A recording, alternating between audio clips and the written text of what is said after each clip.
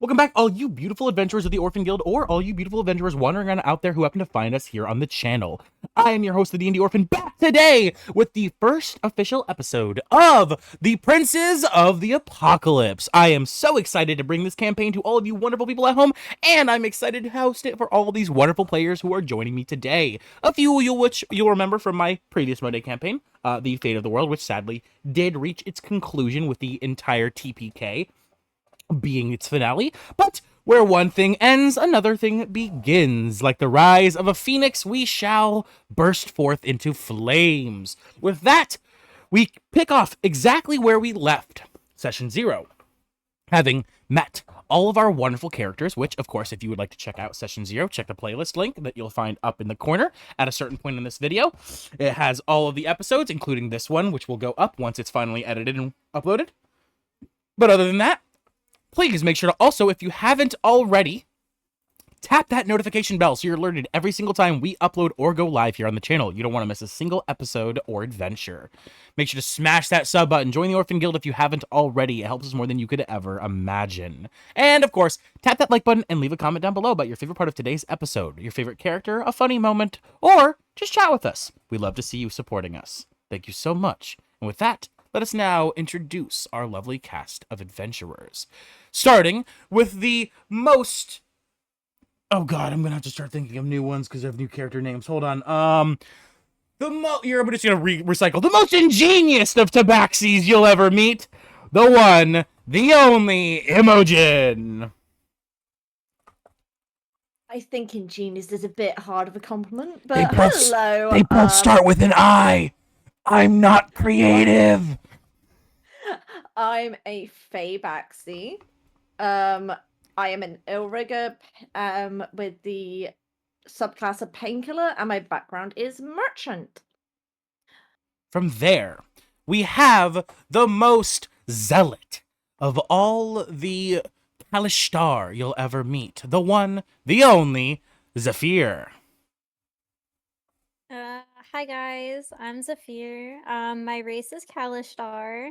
My class is multi-class Warlock Sorcerer. Don't have a subclass just yet, but next level, the Undying Warlock subclass. Let's go. Indeed. And my background is Smuggler. Thank you so much. From there, we have some new faces on the channel. We have the hero himself, the one, the only, Hibiki. Yeah, I'm Kibiki, aka Dragon. I will be playing as a fighter, subclassing into a Echo Knight, multi-class into a Gunslinger. Awesome. And from there, we have one of the most outrageous people you will ever see on our channel, the one, the only, Oros. Hello, I am Oros. I am a Kitsune Ranger with the subclass Drake Warden. My background is Wayfarer. And I'm Leaf. From there, we have someone you'll recognize from absolutely every single one of the series on my channel, or at least the D&D series on my channel. We have the Fabulous King playing the... what's another adjective that starts with Z? Someone quick, please, fast. I can't think of one. Fuck! Zealous. That's why I used that one for Zephyr. Zesty! Zesty! The Zesty! Zavala! I like that. The Zesty Zavala. Thank you. Well, we knew it was quite a bit of fairy, but hello everyone, I'm King. I play Zavala. He's a bear totem barbarian with a background of ruined. And he is indeed a fairy. With that, we finally can begin today's episode. Where we left off last session, our group of adventurers had each individually made their way to this town. Upon entering, they would assign the town of Red Larch. Making their way into the town for their own individual reasons, they would converge in the town's center square, where a man had set up a stage, shouting to all of the folks of Red Larch, having gathered quite a crowd, them each making their way into said crowd to hear what the man had to speak. The man offering service, offering a position, offering a purpose: to fight the evil cults of the elemental chaos, the 4 cults that threaten the realm. Most of the people of Red Larch, however, are not adventurers, are not people interested in doing such things. So, most of the crowd dispersed, leaving only these 6 folk. Sorry, when 2 of them are stacked on top of each other, it kind of look like the same person. These 6 fine adventurers, who each, upon hearing the offer that Mortem, the speaker, had to give, would begin to approach the stage. As he sees all of you, he gives a clap. Well, well, well! If not 6 fine adventurers step forward to offer their services against the evil cults of the elemental chaos. Wow, such interesting faces, he says, taking a better look at each and every one of you, going from right to left. And upon looking at each of you all, he gestures, holding his hand out in a waved motion, pointing first to the tabaxi. You there, my furry friend! What interests you in this job? Why have you stepped forward to answer the call? You summoned us here. You seemed like you needed help. I felt like murdering. Well, checking the time. He checks his wrist that has no watch on it. That's a great answer. Gotta move on though. We don't have a lot of time. The next little furry feller. As you can see, he's very clearly a little uncomfortable as he tugs at his collar at your answer. Little guy. Your white hair is rather interesting. Something about you is rather strange, but I can't quite tell. I retract the furry statement as I forget that your token shows your ears and tail, but no one else other than anyone you allow to see them can see it, obviously. My small little silver friend, what interests you in this offer? Why has a child stepped forward to fight? I don't know. I'm just here. Well, You see him look up at the tabaxi. Just here. oh, well, just here. Interesting. I've got some fucking great candidates today, don't I? Ha ha ha! Moving on to the flying fellow, little man. I have never seen a fairy who is quite so ripped. What does interest you in this offer, my fine friend? No. Excuse me? He repeats. No. All right, very well. Moving on to the little one underneath the flying fellow, bearded feller. How interested in the campaign? How interested in the adventure are you? Why have you stepped forward? As the little bearded man grabs to his red hair, stroking it a few times before responding. Well, to be honest, I don't know. I need to make some money and I can shoot an arrow or 2. And I've got a little bit of magic, too. Moving on. Indeed, moving on. Jesus, I got real lucky today. And you, pretty little blonde lady, why have you... What is such an elegant woman of grace doing around such ruffians? Why have you stepped forward to fight in this adventure?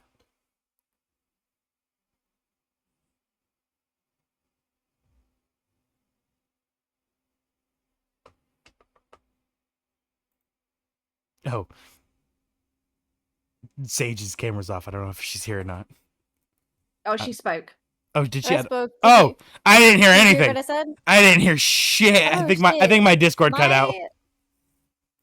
I think my Discord cut out too. It reloaded and kicked me from the call at one point. Oh, okay. Yeah. So yeah, he turns to you. What did you say?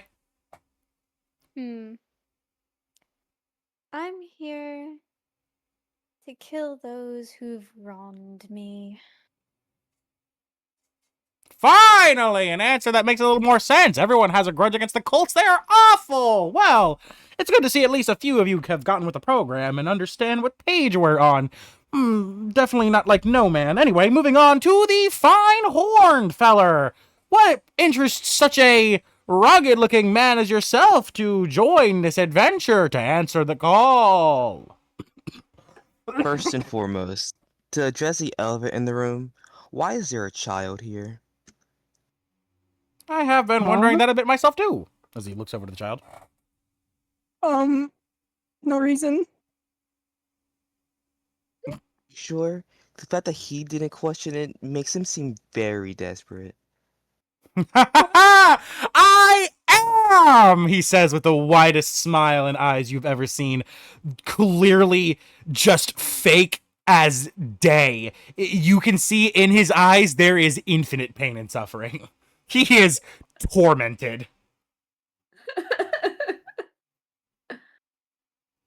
As for what I'm doing, I will keep that as my business. Very well, I can't argue with that. At the end of the day, you're probably all here for a paycheck. Anyway, moving on, because I clearly do not have a lot of time. He keeps looking at his wrist. There is no watch. There's no watch. As he finally jumps down from the stage, stepping forward. And as he jumps off the stage, you see the whole stage just vanishes into just nothingness, just disappearing and into like a black mist, essentially. So he jumps down, looking to you all. He says, well, if that is the case, then please follow me, and I can lead you to the guild house, where I can get you all your contract signed, and we can discuss your pay, because I'm sure you all damn money-hungry bastards are fucking sure about that. As he begins to walk around you guys, and begins to walk down the courtyard, gesturing for you all to follow him. At this point, please feel free to move your tokens as your characters would actively move. As he walks down the courtyard, he begins to walk towards a building right at the opposite side of where he was speaking. He's speaking over here, and he's walking directly towards this building right here. You see, above the building's doorway, there is just a sign that you can tell was once very well decorated, very elegant, but is now falling apart. It's rough. Half of it's like slanting down, and the words mercenary is pretty much unreadable. You can see the M, you can see the R. Most of the other letters, though, are pretty much blank. And then after mercenary, it says guild. So essentially, what the sign now reads is Mr. Guild. As he turns around and he bows to you all and he says, please welcome all of you to the Misters Guild. We've been calling ourselves that because we don't have the budget to change the sign and people have been confused. Anyway, please follow me inside. And as he says this, he begins to walk towards the doors, but stepping out of the shadows, swiftly and with pace, are two hooded figures. You can see the skin on their fingers, and underneath the hood is pale, white, ashen. In their hands, they hold some kind of scepter, almost like a mace, but in the center of it glows a red, pulsing, fiery energy. Which one of you has the tie to the primordial flame cult? Me? Yeah. Inside of you, instinctively, something stirs. Almost as if your body has felt the presence of this magic before, and it makes your skin crawl. As they step out, they quickly make pace, blocking the entrance of the guild. As they I look, am immediately gonna go hide behind someone. as you jump behind Brood as he sees you quickly make pace, and he puts his hand out in front of you, not like stopping you, but like, acting as like a shield. And he says, "Don't worry not, little man. If there's something wrong, I will act as your shield." As the two guards look to Mortem, looking to all of you after him one by one through the crowd. As he looks to you all, they begin to speak in perfect unison. We are the flame. We are the fire. and for your insolence, you will be turned to ember. And as Can I this, speed boost them yeah, while they're talking? yeah. Yeah. As you instantly realize, Zavala, what's going on, you begin to speed blitz forward, flying at very fast speeds. Right before you quite reach them, they activate their magic, and you see before both of them something is summoned. So while you do still hit, you hit the creature that is summoned in front of them. So please roll to hit as you speed blitz forward. Specifically, please describe your attack as well. So he like zips around everyone and comes in from an angle with his warhammer, two-handing it. As you all see the fairy react instinctively, zipping and zooming around all of you, as he quickly brandishes his warhammer with both hands, bringing it down, attempting to hit the creature in the back, the strange men, but instead coming into contact with the strange, gooey, slimish creature that has arisen from the ground in front of them, created from the earth itself, mutated and mutated into this goo. Roll to hit, please, Zavala. As he rolls a hit, please, everybody else, roll initiative. Sorry, let me just put him there. 20, 30. Add to initiative, and then I am adding you all to initiative now. Click the sword icons in the top left, and you will type in the number there. I got a that one. Hey, hell Oh, yeah. Lord. It's 3 Oh total. God.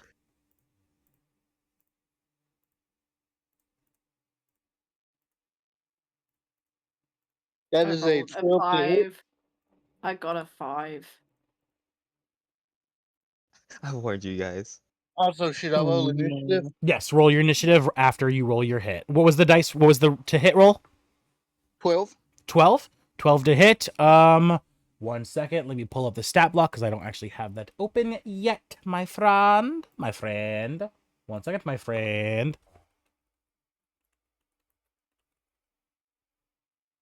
The 20 plus 2 at advantage because of his item. 12 will indeed hit.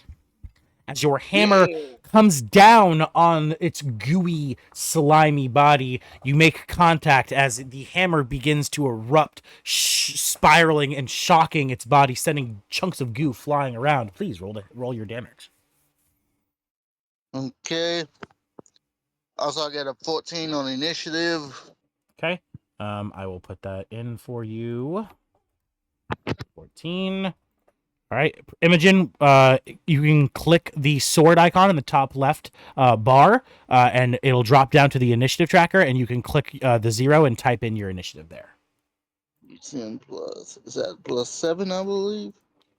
Plus Go 7? ahead. No, that would be a plus 6. Roll Broods, which he Plus got 5? How's that a plus 5? a 19.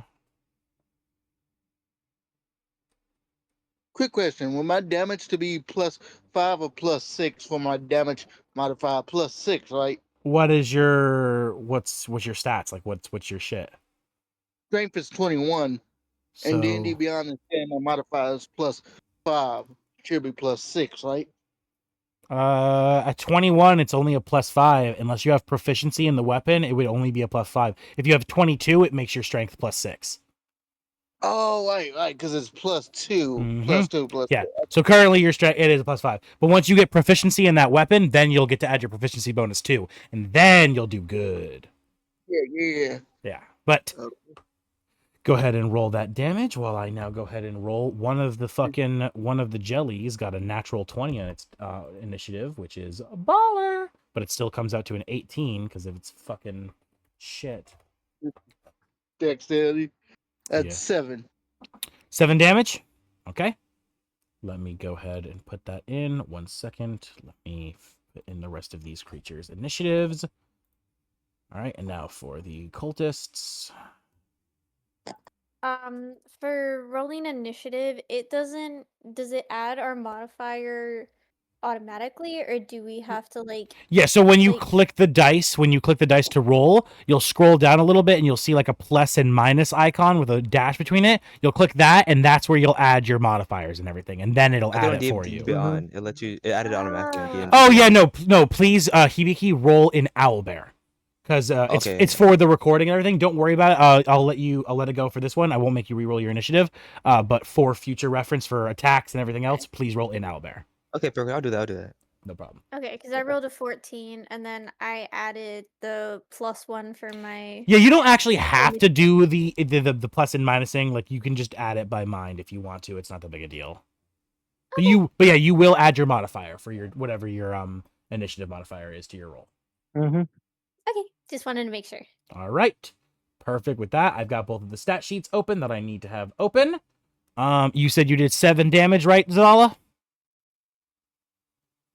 Yes. 7 damage. Okay. All right. As your hammer comes down on the creature, you see a small chunk of its body go flying off to the side, but it just continues to gurgle and bubble, moving around like a moving piece of sponge cake as it slinks and slurks.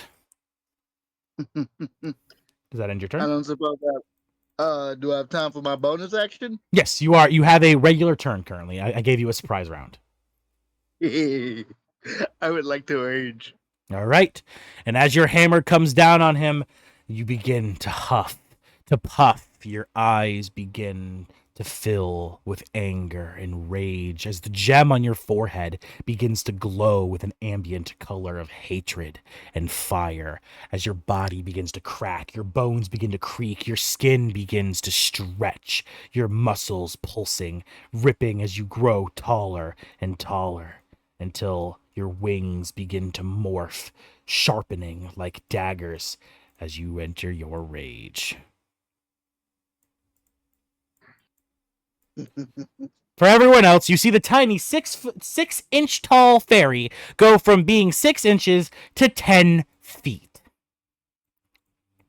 All right. Jesus. And that ends your turn. Yes. All right.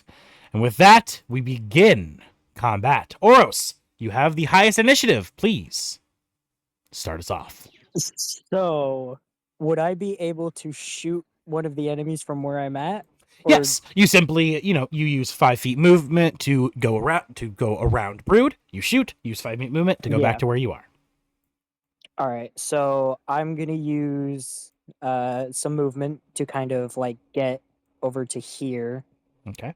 The in measuring between- tool and everything is currently accurate. So if you want to see how far you're moving, just click the little Yeah. person icon and you can drag, and it'll show Okay. you exactly. So on my weapon it says 100 feet parentheses 600. Is that like the minimum amount I have to be far Yes, away? or no? 100 feet is the minimum. 600 is the maximum. So you have to be between those two ranges to attack at regular. If you Okay. attack, if you are under 100 feet or over 600 feet, you attack at disadvantage. Okay. Dang it. Currently, I'm going to move back a little bit more, okay. as far as I can move back, which Okay. should be, Use your full movement. yeah, it should be, I think, 25. Most people usually have at least a minimum of 30. Check your. Yeah, check and your I moved 5 feet already. I'll say you can just you just started where you were and you moved back instead, since you're trying to get distance for Okay. your attack. Little stuff like that I'll Okay. allow retcon. If it's like, oh, I realize I have to be farther back, so instead of using that 5, I'm not going to cut you 5 feet. That's no, you're good. All right. Okay. Just so I'd when be you're in the almost when you're in the measuring, yeah, there you go. Just if you click at the top of your middle screen, when you're on the measuring tool, Yeah. you see that little person in the top middle. Yeah, You do that, and then you can actually like see while you're dragging. bro, everyone's an unnamed character. And then there's just 7. All right. No. That's the damage that he's taken. That's how I track my damage. Okay. No one's within 100 feet. I'm cooked. Let's see. What's the actual distance you're currently at? 50 feet. Since this map doesn't even allow for 100, since you're as far back as you could really be, I'll give it to you. Okay. I'm going to plant my bow and try to shoot one of the guys standing in the front. Okay. All right. Alrighty. I also have advantage. Do you want me to use that or no? Because I am technically less than 100 feet. I'm gonna. Well, yeah. That's since you have advantage. Normally, they balance each other out, so you just get a flat roll instead. That's perfect. Yeah. Okay. All right. I'm going to roll. Oops, shit. I fucking 11. no idea how I did that. 11 to hit. And you're attacking one of the orange blobs in the front, correct? No, the one of the dwarven people. Dwarven people in the back. People guarding the door. Yeah. As you load back your arrow, sending it flying, it flies over Brood's head, between Mortem's legs, and right next to the ear of the cultist as it strikes into the door behind him, just barely missing. Dang it. As he jumps in shock, looking to the left, he looks between Mortem's legs, over Brood's head, and at you in the distance as he squints his eyes and he says, "Is that a fucking child?" Would it be a bonus action for me to turn back into a fox and just dip? Your Kitsune transformation, I believe, is a bonus action. You don't have wild shape currently, so yeah, I don't have movement. Yeah, so you can't go anywhere, but you can bonus action transform into your wolf form. I am going to bonus action and transform. I, however, think I did fuck up and I forgot. Oh, hey, you cool if I just use this one? I have one. Like I have. Okay, good. You got one. Okay, cool. Put it down for me because I got it. I don't have one. All right. Could you delete mine and then I can place it? Yep. All right. Yes, I should. Oh, I didn't download. All right. If you want to put that one that you just had as a placement temporary, for now, yeah. and then as I download mine, I'll set it down. That's fine. All right. As you transform into a fox, wolf, fox, wolf, wolf, fox. Close enough. Yeah. And he goes, "Nope, not a child. That's a dog. All good." As you end your turn? Yes. All right, perfect. With that, as the arrow goes flying over Brood's head, he smiles, smirking. Stepping forward, the brute is going to laugh. Ha ha ha ha ha! As he strums on his crossglar. Casting. Heroism. As Zephyr, from behind you, you feel the very end of his crossglar, his guitar essentially, touch your back. And as it touches you, you are filled with bravery. You are immune to frightened, and you gain temporary hit points equal to the creature's spellcasting ability modifier. So, at the start of every turn, you get 4 temp HP. So, you currently have 4 temp HP. As he begins to play strumming on his instrument, beginning to sing a song in the background as you all start your fight to heighten the mood and to really... Oh, shit! Is the music off, by the way? Fucking... You realized when I realized... Say something about it. I thought I had it muted. Whoopsie daisies. Yeah, perfect. As he begins to play his music, the music begins in the campaign. Perfect. All right, fuck it. All right, and he ends his turn after giving his bardic inspiration to Zephyr as well. And he ends his turn, bringing us to the first of the enemies.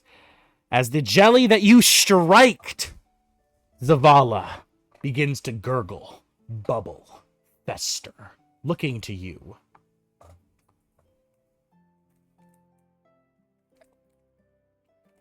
Shit. Leafeon, for future reference, if I'm doing I'm talking as an enemy, you don't DM me because I'm not gonna look at it. Just blurt out what Oh, you want to yeah, do. yeah, yeah. Like Zavala did, for instance, like King did. Can I bum rush them while they're speaking, and then I'll finish what they're saying, and then I'll incorporate whatever you want to do into. Because yeah, I always Alright. forget to check DMs during monologues. Yeah. Nah, it's good. It's good. All right. Okay, perfect. All right. And now, as the jelly begins to bubble and gurgle, it looks towards you, Zavala, as it begins to create a blob, a makeshift club, as it swings around its body, slamming into your stomach. Hold on un momento. Does a 7 hit? No, it does not. Yeah, as the blobbish club slams into your stomach, it just kind of splats and then drifts slowly to the ground and then rejoins the rest of the jelly as it ends its turn. Zephyr, you are up. You have heroism, so you currently have 4 temp HP, and you also have bardic inspiration, which currently at this level is a features and traits. Bardic inspiration currently at this level is a D6. D6 to what? Any attack or ability check, saving throw, anything you need, you can add a D6 to. Okay.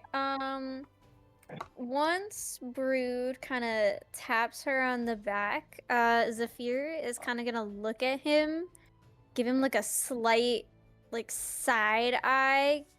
Be like, okay. She's gonna turn around, really visibly annoyed by this whole entire interaction, and she's gonna run up, and she's going to bring out her dual-wielded knives, and she's gonna attack this slime. Okay. Sorry, I didn't mean to All right. do it.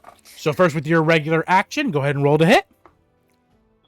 Do I add anything to it? Yes. Whatever your to hit modifier is for your daggers, you'll add to the D20 roll.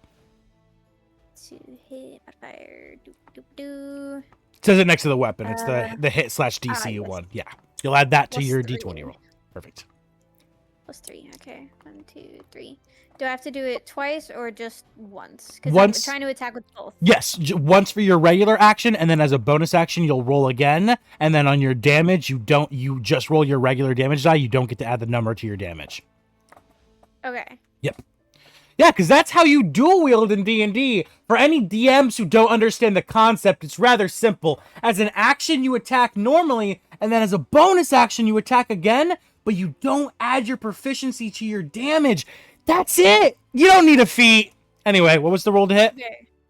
Okay, so the roll to hit was I rolled twice at the same time. That's fine.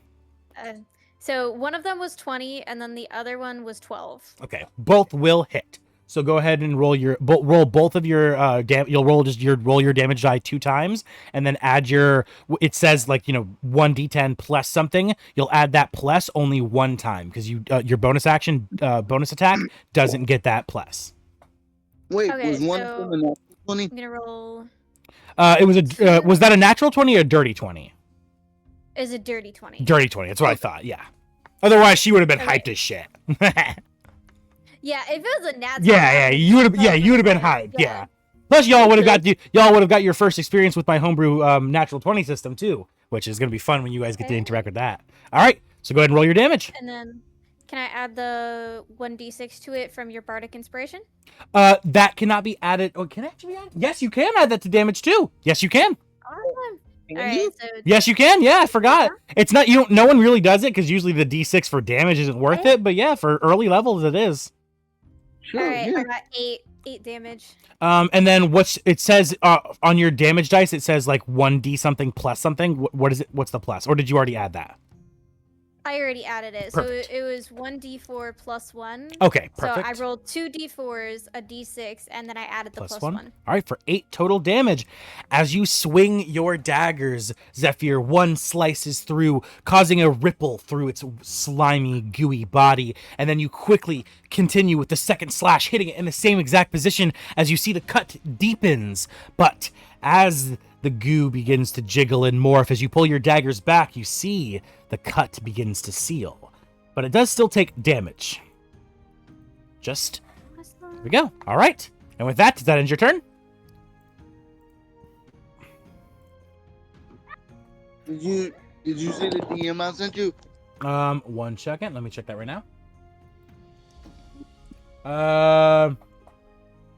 What does that mean? I'm not on the initiative track on my screen. Oh, you're not? No, I got a 14. Oh, right, because it's your rage form. Your rage form. Yes. I have to, yeah, I forgot. I have to change it. Also, Same thing with Oros. Yeah, Oros isn't on the initiative tracker anymore either. I can't add the image because it has the background to it. Whenever you get the chance, if you could remove it, I can still add the yeah, photo, just though, send if it you to want me. to. Yeah, just send it to me. It's just gonna have a black rectangle around it for now. That's If fine. you still want me to add it. No, just send the Okay. image to me and I'll get it done in just a second and I'll get it uploaded. Okay. Yeah, of course. All right, there we go. Fixed. Oros's image is up, and Butterbean, you're now in the initiative. And as Zephyr's turn ends, Butterbean with an initiative 14, that makes it your turn. Okay, quick question. Since I'm 10 feet tall, can I reach behind the creature with my weapon and hit the guy behind him? Since he's like directly behind him.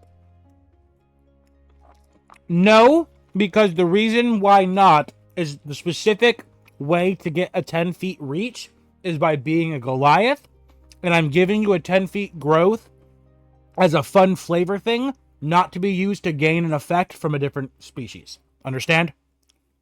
Yes. Cool. Okay, cool. Just wanted to be clear on that. Yep, that's You just fine. need Slavor. Well, well, it does help for the lore. Just means he's got some Goliath in him somewhere down the line. But, alright, I'm going to reckless attack along with Great Weapon Master. So I have advantage, but I only have a +2 for everyone watching at home instead of a +7. Okay? So, as you recklessly attack, you begin to swing your warhammer around recklessly, slamming it into everything around you. Well, all the enemies around you, that is. As you bring it down, That's 21 will indeed hit, as the warhammer comes down with quite a level of ferocity and ferociousness. So that's a D10. 14 plus 15, 19 damage to the slime in front of me. Ooh! Yeah. Does it kill it? One moment. Okay. 19, so 19, 20, 21, 22, 23, 24, 25, 26. That does do this. Does not kill it, however, as you strike it, you hit it straight through the center, Zavala. Damn near perfectly cutting it in half. You see its body begins to weaken, to become uncontrolled, what's the word? Coagulated. As it begins to tremble and shake, and it shrinks as it splits into two. As it became bloodied, now its health resets back, its damage resets back to 0. So you did bloody it, which means you brought it to half HP, and if you remember from Saturday campaign, when these guys get bloodied, they split in 2. I don't think we fought a slime Yeah. Saturday. This was the creature you guys found in the Dwarven cultist ruins. You guys had to kill before... Yeah, right, you're right. Uh-huh. Like, way back. Episode 1. Hey, what creature am I using in episode 1 again? Hey! All right. So, Okay. as you do your successful attack, bringing the creature to bloodied and splitting it in half, what do you do? That's really all I can do. He's just gonna look at the other guy, the guy behind the 2 slobs, and just points his warhammer at him menacingly to intimidate him. He looks at his wrist. There's no watch. I think I need to get going. Time's looking a little late. As as you end your turn, and Imogen, your turn begins. So, Imogen's going to move up to this little guy here. Okay. Flanking, so you get advantage on your attack. Yep. I'm gonna do a 2-weapon attack, so I've got to roll to hit on both, right? Yep. Roll to hit on both. I'll just do both at the same time. Yep. I got a 12 and a 3. 12 will hit. 3 will not. 3 won't. I'll just have the 12 as my main hit then. Don't forget. Actually, no. You have advantage. So go ahead and re-roll your second attack again with 2 dice because you're at advantage right now. So you should be rolling 2 d20 per attack. Yeah. Yeah, I'll take this as my advantage, so I got 15 to hit on that one. On the first one, and then the second one. So, one sec. I gotta do this right.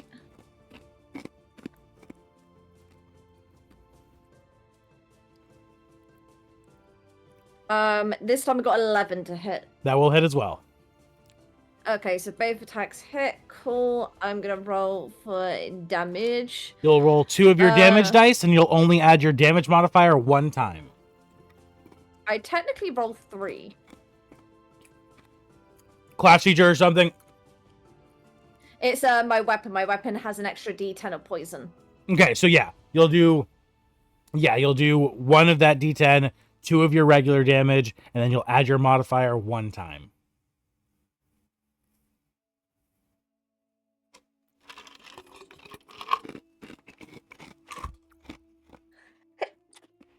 Sorry.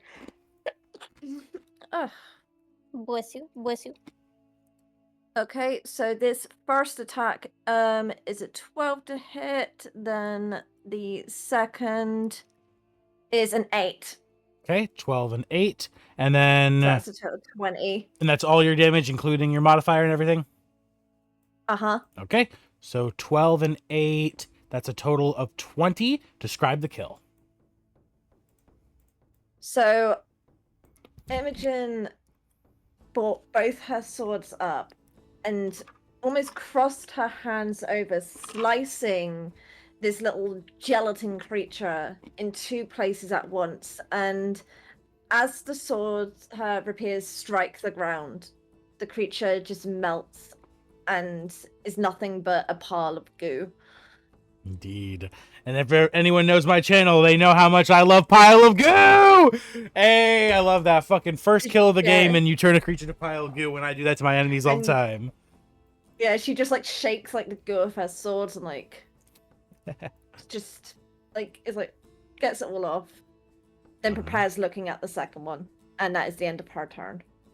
Perfect. All right, and as your turn ends, Imogen, Hibiki, your turn begins. So I'm gonna flank to the right side of the slime on the right side. Okay. It's about 30. I'm gonna swing my Crystal Scimitar straight at the slime in front of me as well. Okay, advantage on your attack because you are flanking. Oh, for anyone curious, the way I do flanking is you don't have to be on the opposite side. As long as you and an ally are both attacking the same enemy, you get flanking.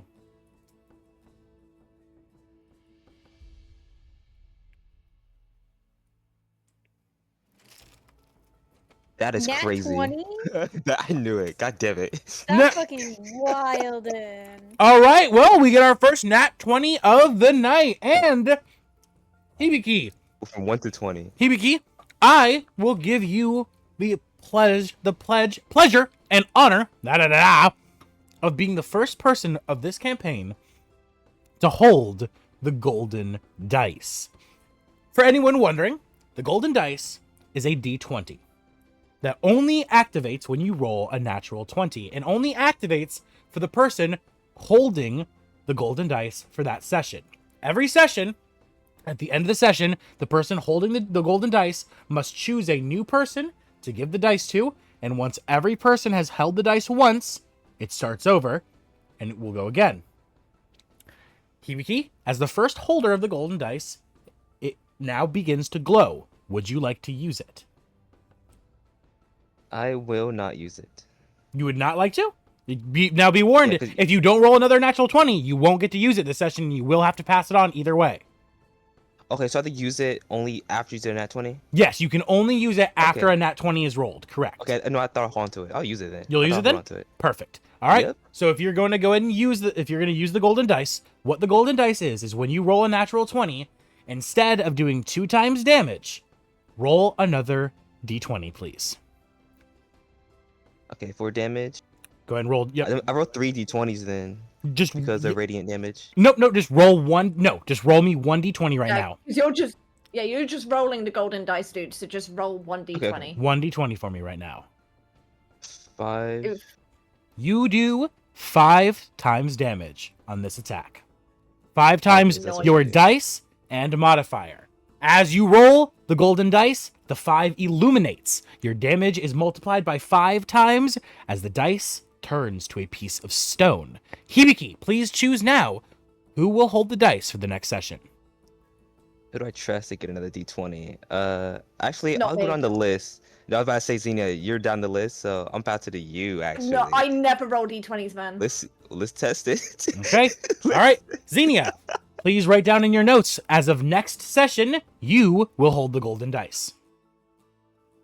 Okay. Perfect. All right. With that, Hibiki, roll 5 times your damage and add 5 times your modifier. Is 5 times the damage for the radiant damage as well, or just the regular? All of your, whatever your dice damage is, if it's 2 dice, you'll roll 5 times both dice. If it's 1 dice, you roll 5 times that 1 dice. Whatever the damage is, you roll 5 times it. I think whatever he's about to hit is dead. It's probably dead.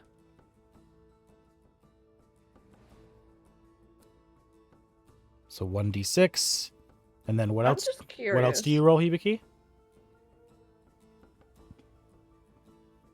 Give me a second, I'm doing the math.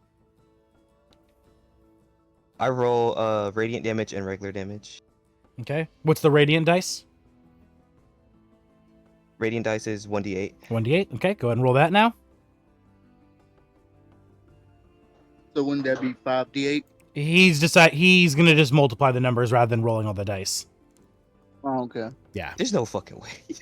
What'd you get? No, that's what I did. I got an 8. I maxed out all Oh. 3 rolls. Oh, both rolls just now. Okay, so you Um, got so that, a 6 and an 8, so that'd right? be 8. So it will be an 8 and a... Yeah, an 8 and 8. Because d6 plus 2, so both be 8. Okay, so hold on 1 second. 6 times 5 equals 30. Okay, so 30. 8 times 5, 40. And then 2 times Modifiers. 5, Yeah, 10. yeah. 10 plus 30 plus 40. You do a total of 80 damage. 80 damage. As your scimitar glides through the orcish jelly, you hear your sister's voice scream out, resonating through the blade. Do not lay a hand on my brother! As the entire blade explodes with radiant magic, the creature is evaporated. The entire jelly turned to mist in an instant. And the Ew. stench. Yeah, it stinks.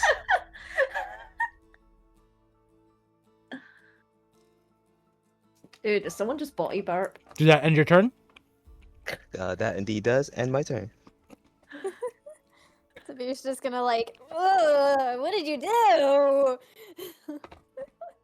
Yeah, as you wipe goo off your face, Zephyr, wiping it off your dress, sliding it down.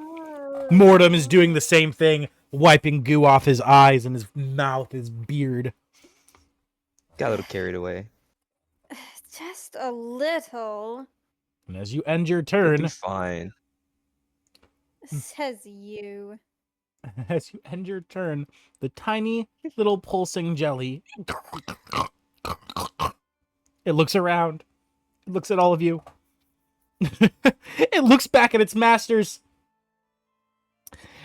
And you see it creates a hand out of its body, a gooey hand that hits its forehead, giving a salute as it shrinks and congeals into the ground, disappearing. Ending Well, its that'll turn. be somehow. Nah. Ending Was its I the turn. volunteer's tribute. Really, Little boy said smart. nah. Oh, right! I never even... I forgot to roll the initiative for the cultists. Or at least I forgot to add it. Son of a bitch! Alright, hold on. Alright, well, I'm gonna... As for next round, they'll have their initiatives. This one's a 20, because it rolled a natural 20. And then this one... And then they're just gonna go now as well. Oops. An 18. Alright, that's fucking DM fuck up. Okay, alright. As the dwarven cultists look to each other, they step forward, cracking their knuckles, holding their scepters in their hands, slamming them to their palms. Do you think we're scared of you just because you killed some jellies? As they begin to ready themselves to fight. As the Can first... I reply to that? Go ahead, yeah, what do you say? So Zavala just looks at them and he says, "No, but it's my job as your god to teach you fear." As he kind of gives a little bit of a gulp as he steps forward and he raises his mace and he brings it down, trying to hit you, Zavala. That is a 19 to hit. To keep it fair, he does have advantage because I did reckless attack. Oh, all right. Let me roll. Let me roll one more time. Natural 20. Thank you for keeping it honest. Dude, you should have said nothing, man. All right, perfect. 2 times damage as his Oh, Give him the dice. as his mace hits you. It hits hard, doing a total of 10 damage, slapping you right in the chest. You feel the spike reaching into your muscles, ripping a part of your flesh open, as you are definitely bloodied, because I know you're level 1. actually, no, we're level 3. Oh, right! You're level 3 in this campaign! Right. Yes. You're not So bloodied he's yet. not bloodied at all. In fact, Zavala is going to take a page out of the Saturday Orcs book and just smile. As you smile, he gulps, sweat dripping down his face as he slowly pulls the mace out of your chest, and then he like looks at it and he takes his other hand, he wipes some dust off your shirt, and he's like, there, it's okay, it's okay. As he steps back against the door, as he turns to his friend, as his friend steps up and begins his turn. As he looks to Hibiki and he says, "You! I'll get you!" As he charges forward and he takes his mace, swinging it towards you, Hibiki. Yeah, that's a 7 to hit. That's a 6 to hit, actually. Does not hit. As the mace slams into your breastplate, it just dink right off, just like a little dink, like a little butter knife on a piece of plate. As he looks at his mace and he looks at your armor, looking back to his mace, looking at your armor. Shit. That's the end of his turn. Might not be sharpened enough, but that was your first and last mistake you've made. And as you say that, their turns begin again because they are at the top of initiative. Actually, Oros, what's your dexterity? My dexterity is a... Hold on, I'm so sorry. +3. +3? All right, you actually go first. You go before the cultist. The cultist goes after you. Yay! So, hear me Your out. dexterity's higher than his. Could I, perchance use my weapon on them in my fox form? No, the only reason is that for future reference, if you would like to do this, you have to drop the weapon before changing shape, because when you change shape, your inventory enters your body. Yeah, but remember I tried to draw it earlier, and whenever I do, I, like, plant it into the ground because it's too big for me. It's a longbow. Oh, It's your... like a I thought turret. you said sword. No, my Oh, your longbow. bow. Yes, I- okay. Okay. That's my bad. Misheard. Yes, the bow Nah, you're good. the bow still planted into the ground right in front of you. I will make you roll at disadvantage, but I will allow it. That is fine. That is fine. As you use your teeth to pull back the string, taking your tail, wrapping it around an arrow, and loading it into the bow. Exactly what I was thinking, yes. Yeah, that's the only way I can see it. Hello? Yep. I'm using my back paws to like push onto the bow part itself, and my teeth are on the string. All right, disadvantage. Let's see. 21, Was that a even nat? with disadvantage. Was that a dirty or nat? Yeah, Nat! it's a dirty. No, you said Oh wait, it isn't. It that's a isn't natural that. It isn't that. 20! Wait a minute. Yes. If you have disadvantage, it wasn't a nat. Nope. Oh wait. You I had rolled- disadvantage. thing- I rolled a 13. Another I thing. rolled a 13 and a 20. That's why I pass it. Another thing that I do in my campaigns, if you roll a natural 20 on disadvantage, it supersedes your disadvantage. Because I will never Let's go. I will never take a natural 20 away from a player because it makes no sense. It is such a lame thing to do. That is I fair. love that. Because the amount of nat 20s I've lost on disadvantages is ridiculous. It sucks. It's Yeah. super lame. Yeah. And I have done it. Mhm. It happens to me all the time too. And I hate it. So natural 20s supersede your disadvantage. So now you get to be the first person to encounter my homebrew natural 20 system. So since you do not hold the golden dice, you still do get to do something fun. Please roll me another d20 by itself. Okay. Not scared at all. I trust. Go ahead. Okay. Natural or rolling the d20 by itself. 17.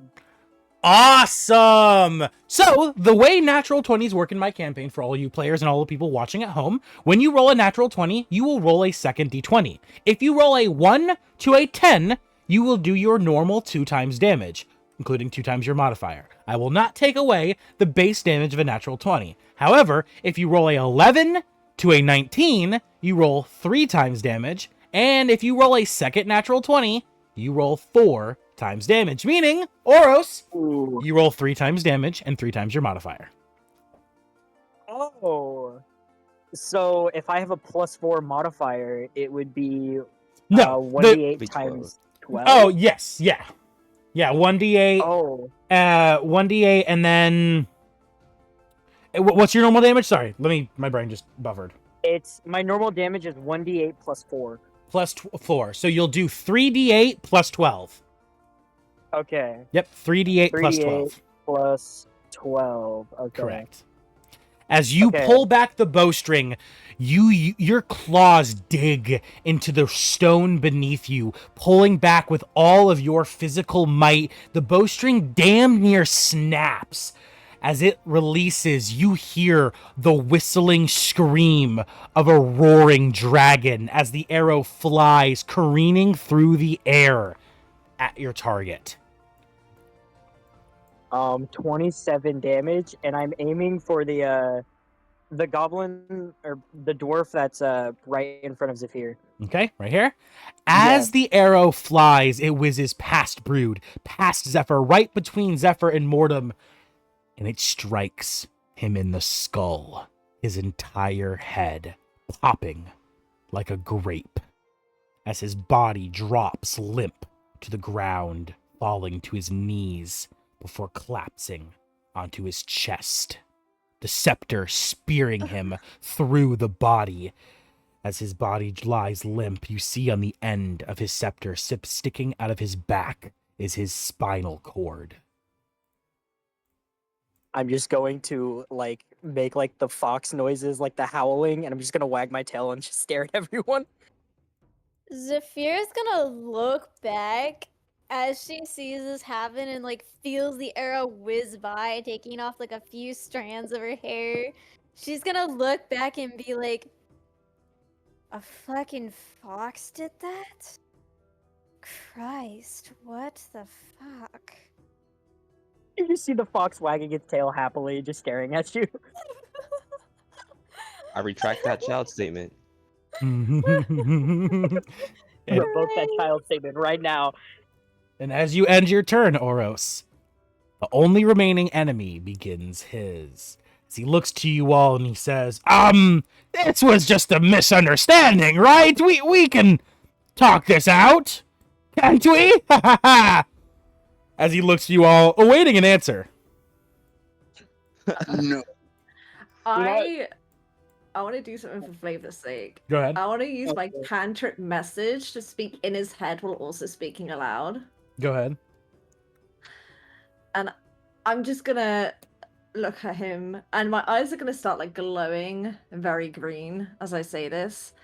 You came here thinking that you can just slay us just like that? Look at you now.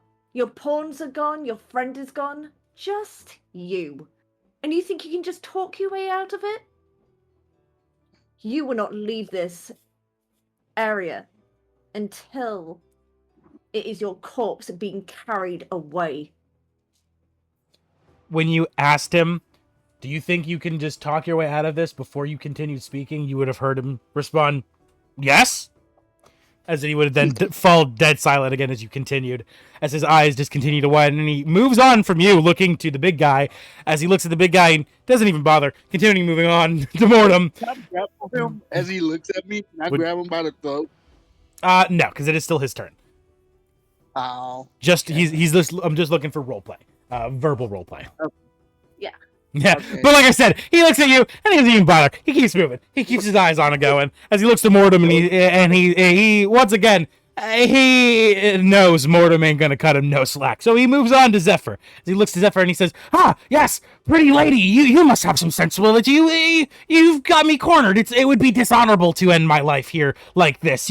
Right? You must agree."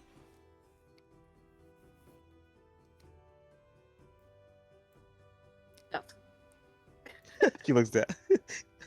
Did she respond and I didn't hear it again? I didn't hear it either. No, she zoned out. Oh, okay. Oh. Oh, okay. Okay. So the Sorry, dwarf, not for me. the dwarven cultist, is going down the line trying to talk to people into getting his life spared, and he's reached you, and he says, "Oh yes, the pretty lady. You must have some sensibility to you. Come on. It would be dishonorable to kill me when I'm backed into a corner surrounded like this." Can I cast finger guns?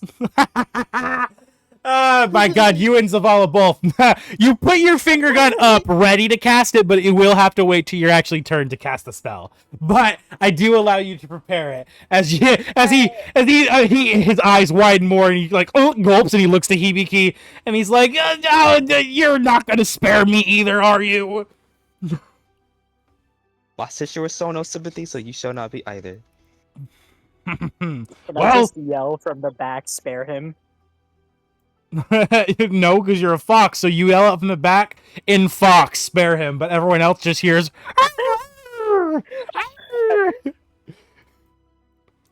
As he looks to you all and he says, "All right, there's only one sensible thing to do at a moment like this. Retreat!" As he begins to run away, everyone gets an opportunity attack on him. Arrow. Oh, I'm so I muted, can do I'm finger muted. guns? Yes, go ahead. Everyone, whatever attack you want to do now, go ahead and roll it. Hold on. I gotta find it. Roll What mine. is it? Mine's 5. 19! Okay, 19. Finger guns. Hibiki, Yes. a 5. You're No, it's 7. 7? Actually, but still missed. Yeah. As he runs past you, you attempt to slice him with your scimitar, but he just gets out of the way too fast. He Imogen, might not be. Okay. what was your Zavala? What was your attack? Well, I'm grappling him, so he might not be able to one. No, just a regular attack, not like an action to grapple or anything. Roll a regular, just because I'm trying to get everyone to be able to do a fun thing in this moment, where like all of your attacks hit at once, and he fucking.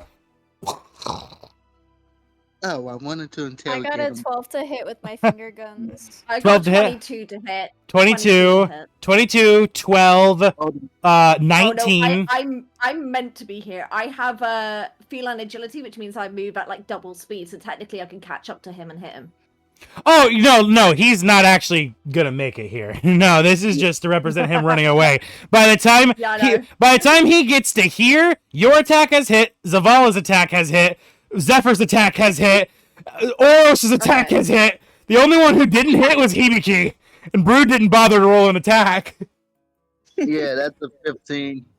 15. Yeah, yours hits as well because he has an AC of 12. Yeah. So every God. single one of you, as he begins to run, first Imogen's dagger or rapier straight to the back.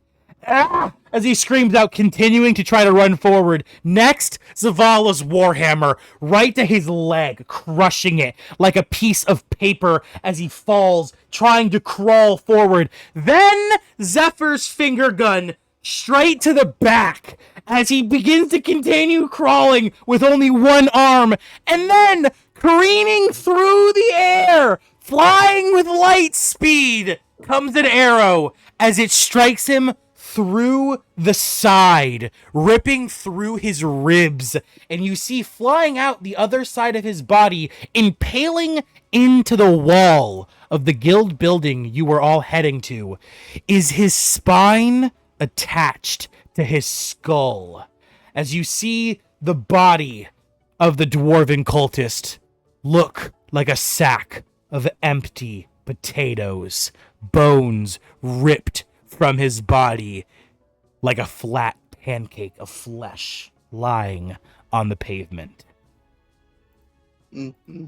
And with that, Can I do something for flavor's sake? go ahead.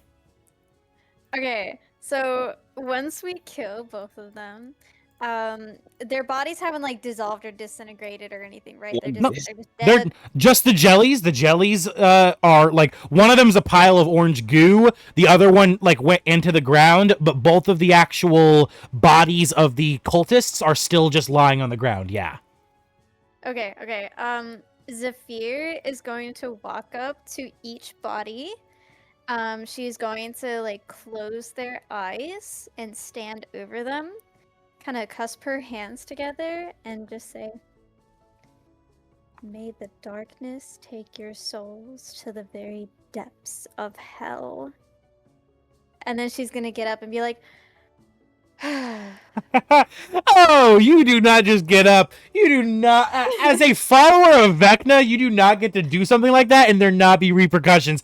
As you do this, you see a black pit open beneath both of their bodies as skeletal hands emerge from the abyss, clawing into their flesh and bone, ripping them limb from limb into spinal fluid and gushing parts, being sucked into the abyssal black beneath them as their bodies are taken to Vecna's realm. Can Zephyr's I gonna grab the weapon? smirk and stand up. As combat ends, Mortem looks to all of you, shock in his eyes, surprise in his voice as he begins to speak. Well, well, well, it seems my rush might have been not such a need. I might have found better candidates for the job than I might have originally thought, now didn't I? As he strokes his beard, looking to you all. As he approaches the doors of the guild, turning around, opening his hands in a T-posed motion. Please, everyone, come inside and welcome to the Misters Guild. As he opens Can I the check door. one of the cultists for Certainly. like any cultist-related items that they may have had before they got schwacked? For sure. Also, If you guys would I like to sent you a search their DM. bodies, you sent me a DM. Let me check that. Hibiki, go ahead and search their bodies. Roll me investigation. Yeah, before I send them to the depths of Vecna's realm. Oh no, their bodies are gone, but their belongings still remain. That's why I described their bodies being ripped apart. They tore their flesh from their things, and they only took the actual body parts down with them. Investigation, right? Okay. Yes, investigation, correct. I got a 19. So 19? Nice. All right, roll me 3d6.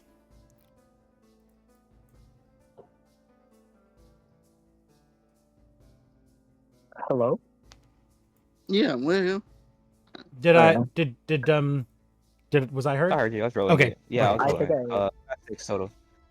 6 total. All right, you find 6 gold off each of the cultist bodies. Everybody, put 12 gold into your inventory. Oh, yippee. Gold Yippee. is shared. Not shared as in everyone shares the same gold, but when one person finds gold, everyone puts the same amount of gold into their inventory. lovely. Okay. Did you Do get we my? do that on Owlbear or D&D Beyond? D&D Beyond. That you'll actually do in D&D Okay. Beyond, yeah.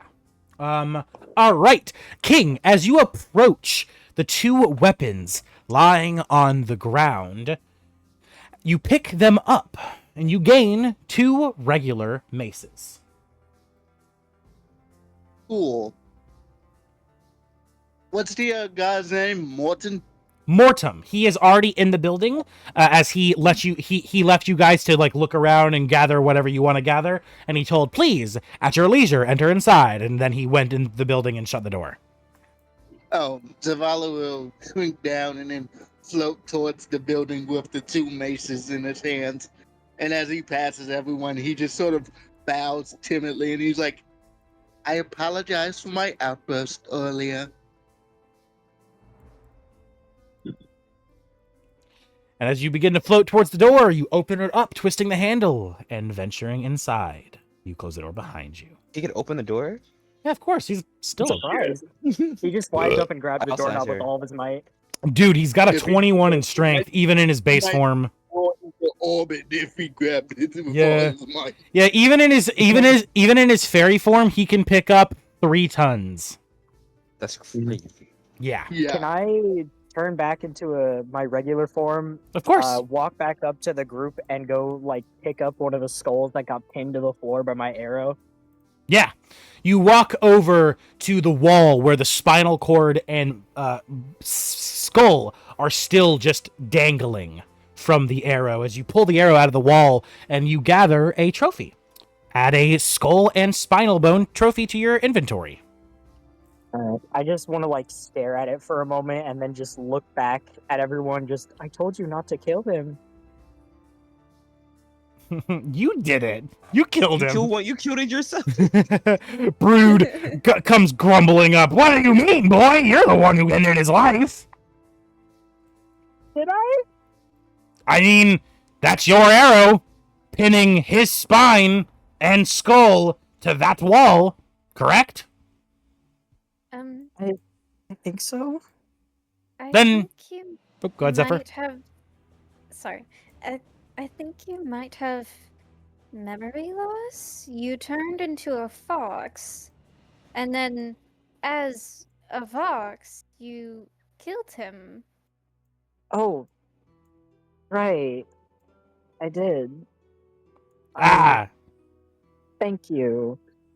you must be one of those druid folk, aren't ya? Able to shape into animals and such, huh? Druid? Oh, so He you're like not a looks at him druid. confused and like cocks his head to the side. I Um, don't know if he knows what he is, Oh, Mr. Dwarf Man. Ah, I know Fair. what I am. Oh, this is becoming more of a What headache. are you? I'm what you are. Are you not also able to do that? He like walks over and like stares at the tabaxi. Sorry. Well, I am a mixed breed, so I guess that got lost in the mixed. So, no. So you're not a kits? Are you a kitsune? A kitsune. everyone make a history Yeah, check.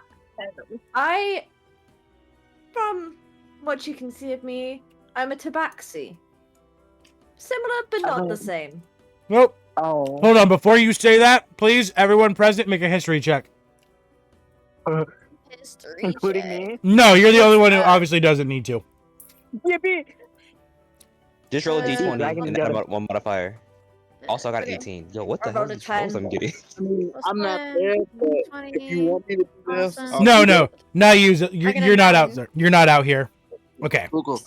All I right. got a 9. The DC I set was a 16 because kitsunes are very rare and damn near a mythical creature. Extinct.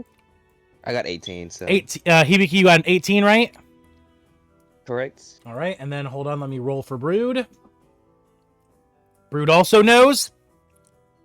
All right, so for Hibiki and Brood, obviously Brood's the DM NPC, they both know what kitsunes are.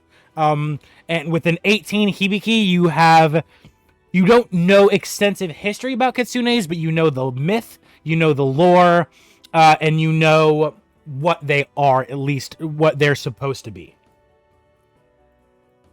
So with a 10, do I know? Definitely Sorry. not. No, with a 10, Oh, so I just bullshit out my mouth then, because I'm just like, you kind of look like a tabaxi. I'm guessing we're similar. yeah. Close enough. Yeah. Hibiki, upon hearing that this creature is a mythical kitsune, how do you react? A creature from lore and legend.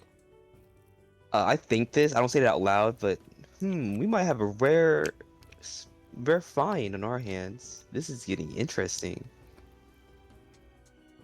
But as I think that, I look back to Imogen. That's your name, right, Xenia? Yes. I look back to her. Back to you. Yeah. I noticed something very odd about your fighting style. Which cult were you from? Oh, wait, hold up. What makes you think I'm from a cult? Yeah.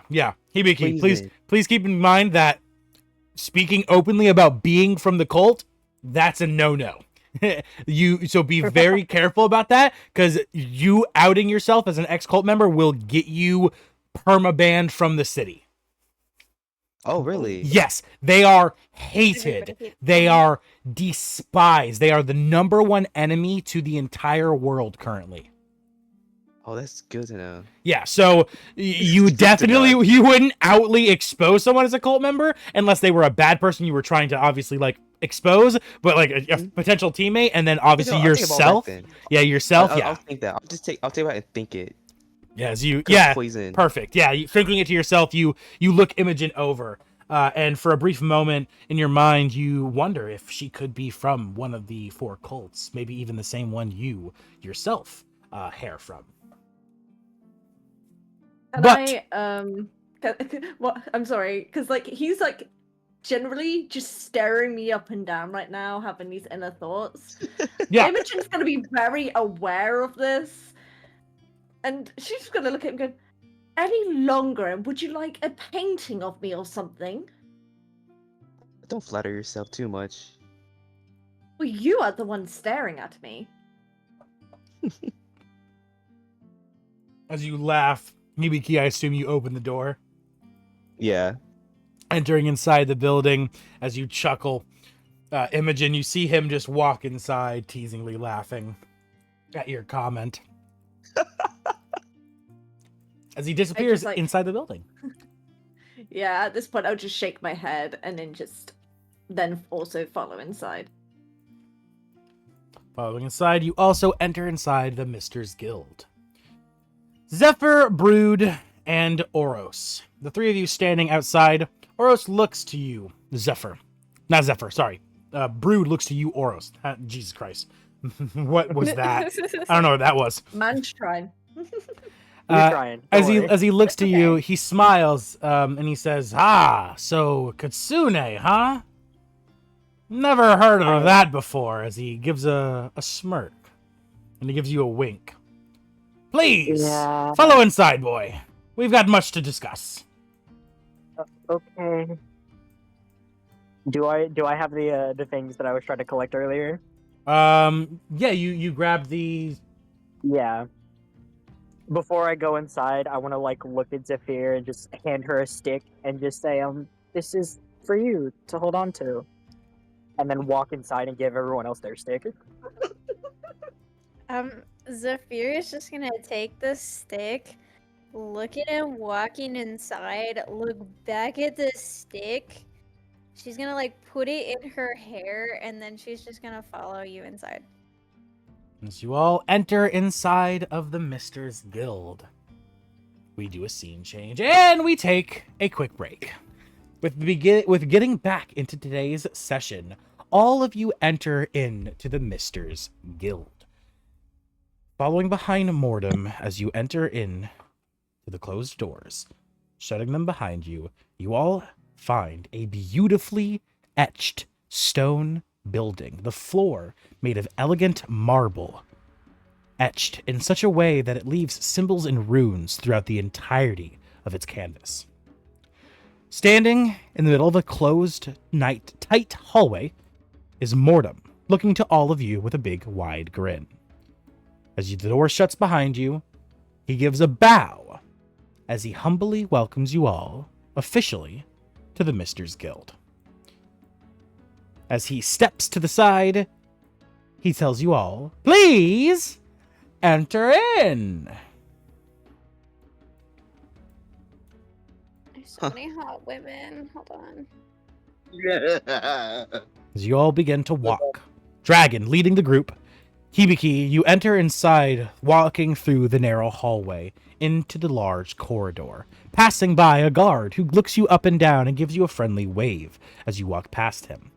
To the other side, you see a table of gorgeous women, all four of them standing attentively, waiting to work. You can see they're all different forms of servers. Every now and then, one of them will get up, head to a table to either clean, collect stuff, or to serve food after hearing them be called from the kitchen. Throughout the building, there are many other noticeable people. You see the women heading into the kitchen itself, and as you walk past, you see a large man chopping fish and cooking meat, while an older lady stews a pot of stew. It wafts through the air, smelling elegantly and delicious. A tasty snapper smoking on a grill next to the big man. You also see many people sitting at tables drinking and eating food. A large man at a table to the right next to the guard, sipping from a tall glass of ale, grumbling under his breath as he sees you all enter. There are also a few training rooms. Currently, only one is actually inhabited. As you pass by the open doors, Hibiki, you see a woman training with a blue iridescent sword and staff, vigorously slashing and cutting away at a training dummy. Finally, at the other end of the room, there are two tables where four sets of individuals sit. They all currently just seem to be eating food and enjoying their time. You're all free to enter and investigate as you see fit. However, you also hear in the distance the clattering and clanging of metal on metal, coming from the northwest of the building. I'm just gonna Which walk way up is to the guy northwest? preparing fish. All right, Oros, you head into the kitchen. I'm just gonna stare at him, just patiently waiting. All right, while you do that, what is everyone else doing? You I mentioned. wanna go ahead. Go ahead. Go ahead. Go ahead. Hibiki? I just want to check out the room I'm in. You want to check it out. All right, you enter that room over there. All right, to do a little bit of snooping and investigating. All right, King, what about you? What are you doing? You mentioned there was a woman training. Zavala would go over there. Okay, you float into the room where the woman is training, and you flutter in the doorway. Zephyr, it seems your character is also interested in this such room, correct? Yes. Upon kind of like seeing a training room, she's gonna kind of be interested because she wants to kind of like brush up on her skills and stuff. All You right. just picked the hottest character on the board. Shut up. All right. From there, what about Imogen? And lastly, that's it. Just Imogen, right? Yeah, just Imogen. What are you doing, Yeah, Imogen? and Brood. Whatever Brood's doing. Oh yeah, Brood is straight to this room. Straight to this room. So, What's in the room? as Imogen's walks in, taking in the surroundings of everyone, she's looks at the statue. Oh, of course. Kind of I'm so real quick. Let me please. I completely forgot to mention, of course, the largest fixture in this building, which of course is the solid golden statue in the center of the room, elegantly carved and sketched by hand. You can see clearly every scale and every piece of the statue is elegantly made by a single person. The statue reads at its base in common, Jormungandr, the world serpent. it. Yep. Can I eat it? So yeah, she goes to the statue and she reads that, and then the smell of just the kitchen comes through. So her ass goes like sniffing, seeing if she can tell what's being cooked. But ultimately, when she looks over, she's like, "Who the hell is this guy?" Okay. Like, All right, and that's where you decide to it's- head to the person flipping a dagger in the corner, sitting in the darkness. yes, I'm going to be like in the corner, kind of like trying to be sneaky, seeing like not knowing if they've noticed me. All right. Perfect. but I've definitely noticed them. All right, we're going to go through them one by one, starting with Oros. Oros, as you enter the kitchen, you radiate straight towards the old man as he cuts fish one by one, chopping, filleting, and then descaling, proceeding to then put it on a nice sizzling grill as it begins to cook and smoke throughout the room. It takes about 3 minutes before he finally notices you, because the old lady notices you first and she calls out to him, Honey, honey, we have a guest. Could you please? As he turns around. Oh, Old Bill's the name. What can Old Bill do for you? Hi, Bill. Can I get some food, please? Little one wants Old Bill's smoked fish, huh? All right, that's fine. Just give Old Bill one moment. As he turns around to the grill, and you see him with swiftness and speed, completely the opposite of his voice. He begins to dice, fillet, and cut the fish in front of him into tiny little cubicle slices, before then proceeding to put it all into a bowl, putting a spoon and then drizzling it with a smoked sauce that has a vinegar base. The smell wafts together, filling the air. It makes your mouth water, your nose sniffles. As he bends down, here you go, Old Bill's stewed fish fillet, as he offers the bowl to you. I'm going to take it and immediately devour it. Just, oh, thank you. Of course, if you ever want Old Bill's cooking again, you can always come ask. As you see him turn around back to the grill and continue to work. The second I am done with the bowl, I'm just going to, just on all fours, just start running away and just stare at the statue. All right. As you run staring at the statue, you feel a strange energy from within it. Though it's very faint, very, very old. It seems that maybe something deep within the statue has a twinkle of magic within it. However, the statue itself is rather normal. Of course, being made of solid gold and rather elegant. You don't recognize the creature at all. You've never heard about it in any books that you've read before. It seems to be something foreign to you. But you can read it, however, and you read it says Jormungandr, the World Serpent. I see. I'm just gonna like step back, go to like a corner, and just start praying to my god. All right. As you find a nice little corner and a nice isolated little room, you find a few blankets and pillows left here by maybe a tavern worker for the building. As you make yourself a nice little cozy bed in the corner of the room, and you begin to pray. As you do this, we cut back to Hibiki as he investigates a room he finds. Entering inside, you see it is an equipment room, Hibiki. There are various goods and such stored in here. Please roll me investigation.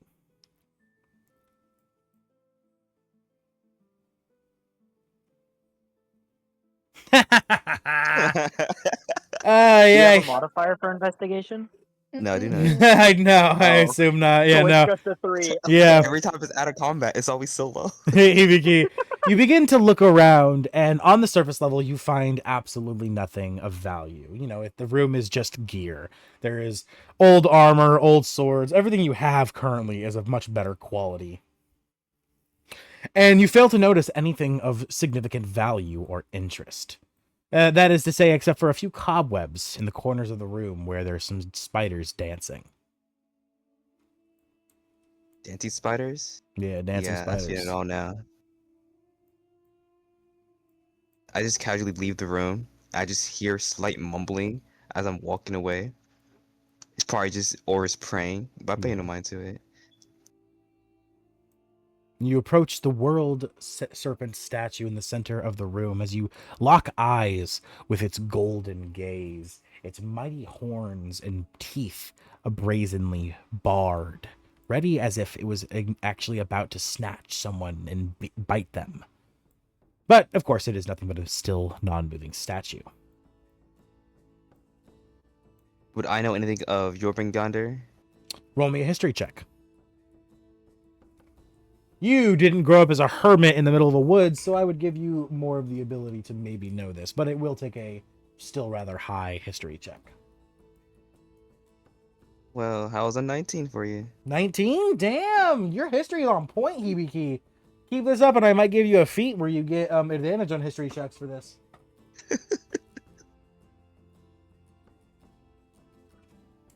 All right. As you read the creature's name, and you begin to deeply think, it takes you but a moment to realize what this creature is.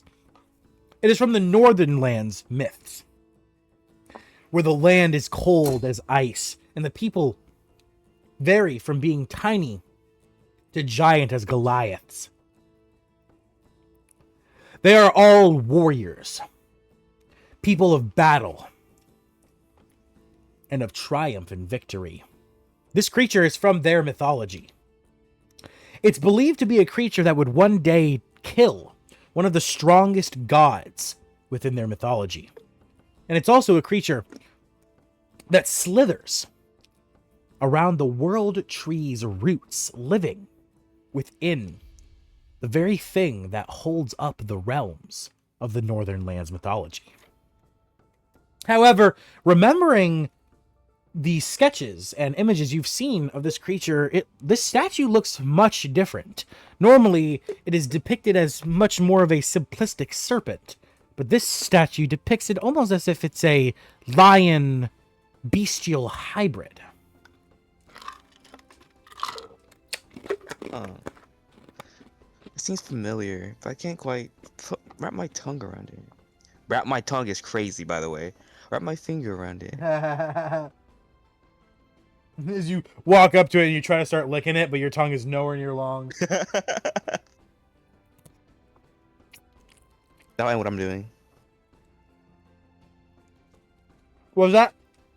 So that'll end what I'm doing. I just end off at the Alright. statue. Perfect.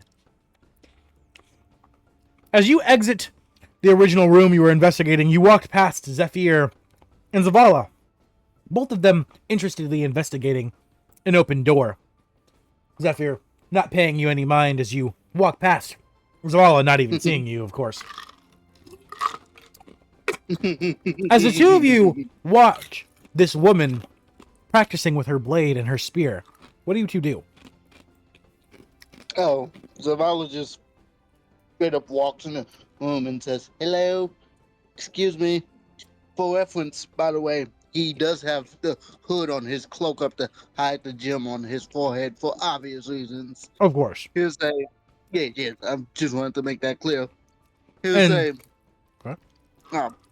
here's a, hello, how are you? I would like to train with you. And as you do that, Zephyr, what are you doing? Zephyr's gonna kind of walk in as well, and she's just gonna be like, "Your blade looks very pretty. Mind having to go against me and my dual blades?" As the woman looks to you, you can see her pale ash skin, white like snow, but yet gray, almost drained of life. Her eyes sunken, but iridescent blue. Her nose looking similar to Voldemort's, but not to the degree of which it's fallen off. It's almost as if it's kind of rotting a bit. She's clearly an undead.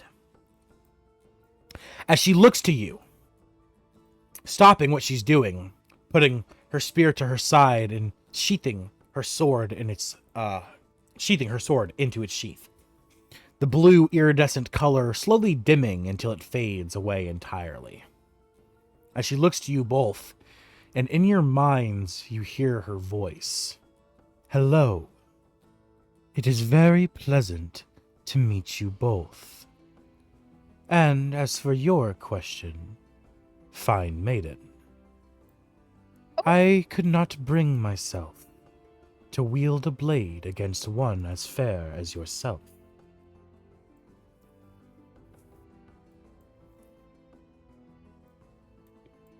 So she's perfectly fine fighting Zavala. What type of shit?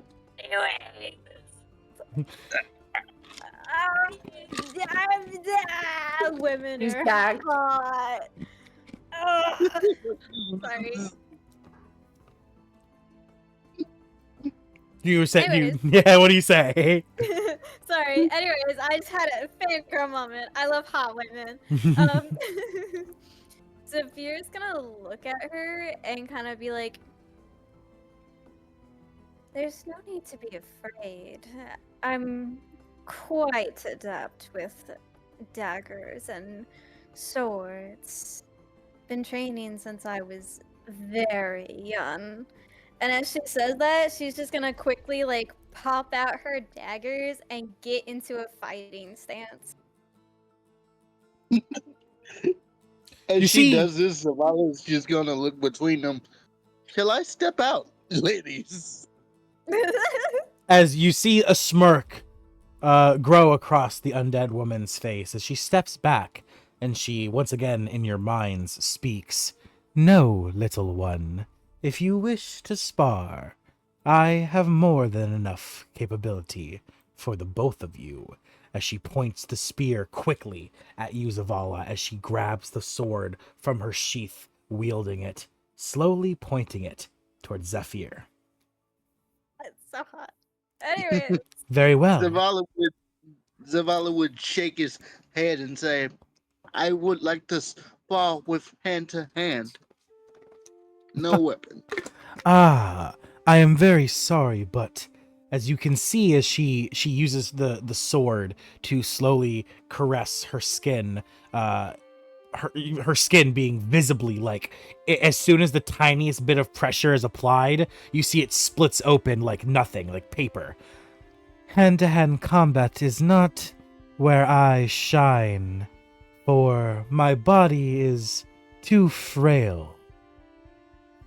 I see. Well, I apologize for taking up so much of your time. Do you have any suggestions for someone here that does excel in hand-to-hand combat? She chuckles as you say this, and she takes her spear and she points right out the doorway to a drunken man huddled over the table, slamming back beer after beer after beer. He's roughly 12 feet tall.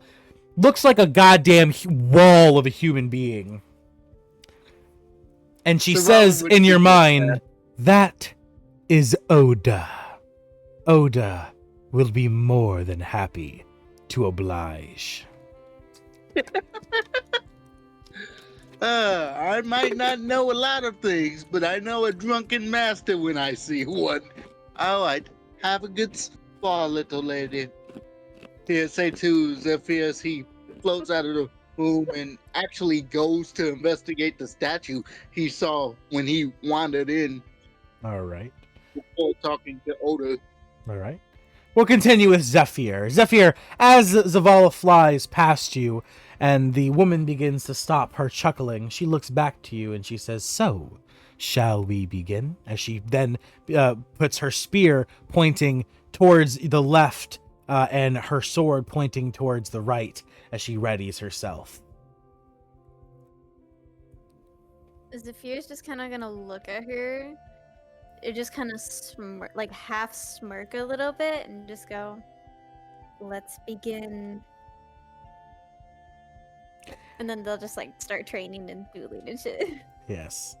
As the blades begin to collide, steel slashing on steel, sparks echo throughout the dark room as you guys, for about 20 minutes straight, do some heavy blade on blade combat. Training with much ferocity and might. Zephyr, please make me a weapon attack check. What's that? Just your regular to hit roll. So whatever whatever your dagger modifier is, to a d20. Oh, okay, yeah. +3. Because I know you're definitely not strength or dex based, so I wouldn't have you just do a basic check. I'd have you just do an actual attack. 17. Very nice. Let me roll against to see what Wow! Just barely. After 20 minutes straight of steel to steel, small cuts and bruises being landed, you begin to feel your breath quicken. Your muscles tighten as you begin to feel exhausted. And just when you think you almost have her beat,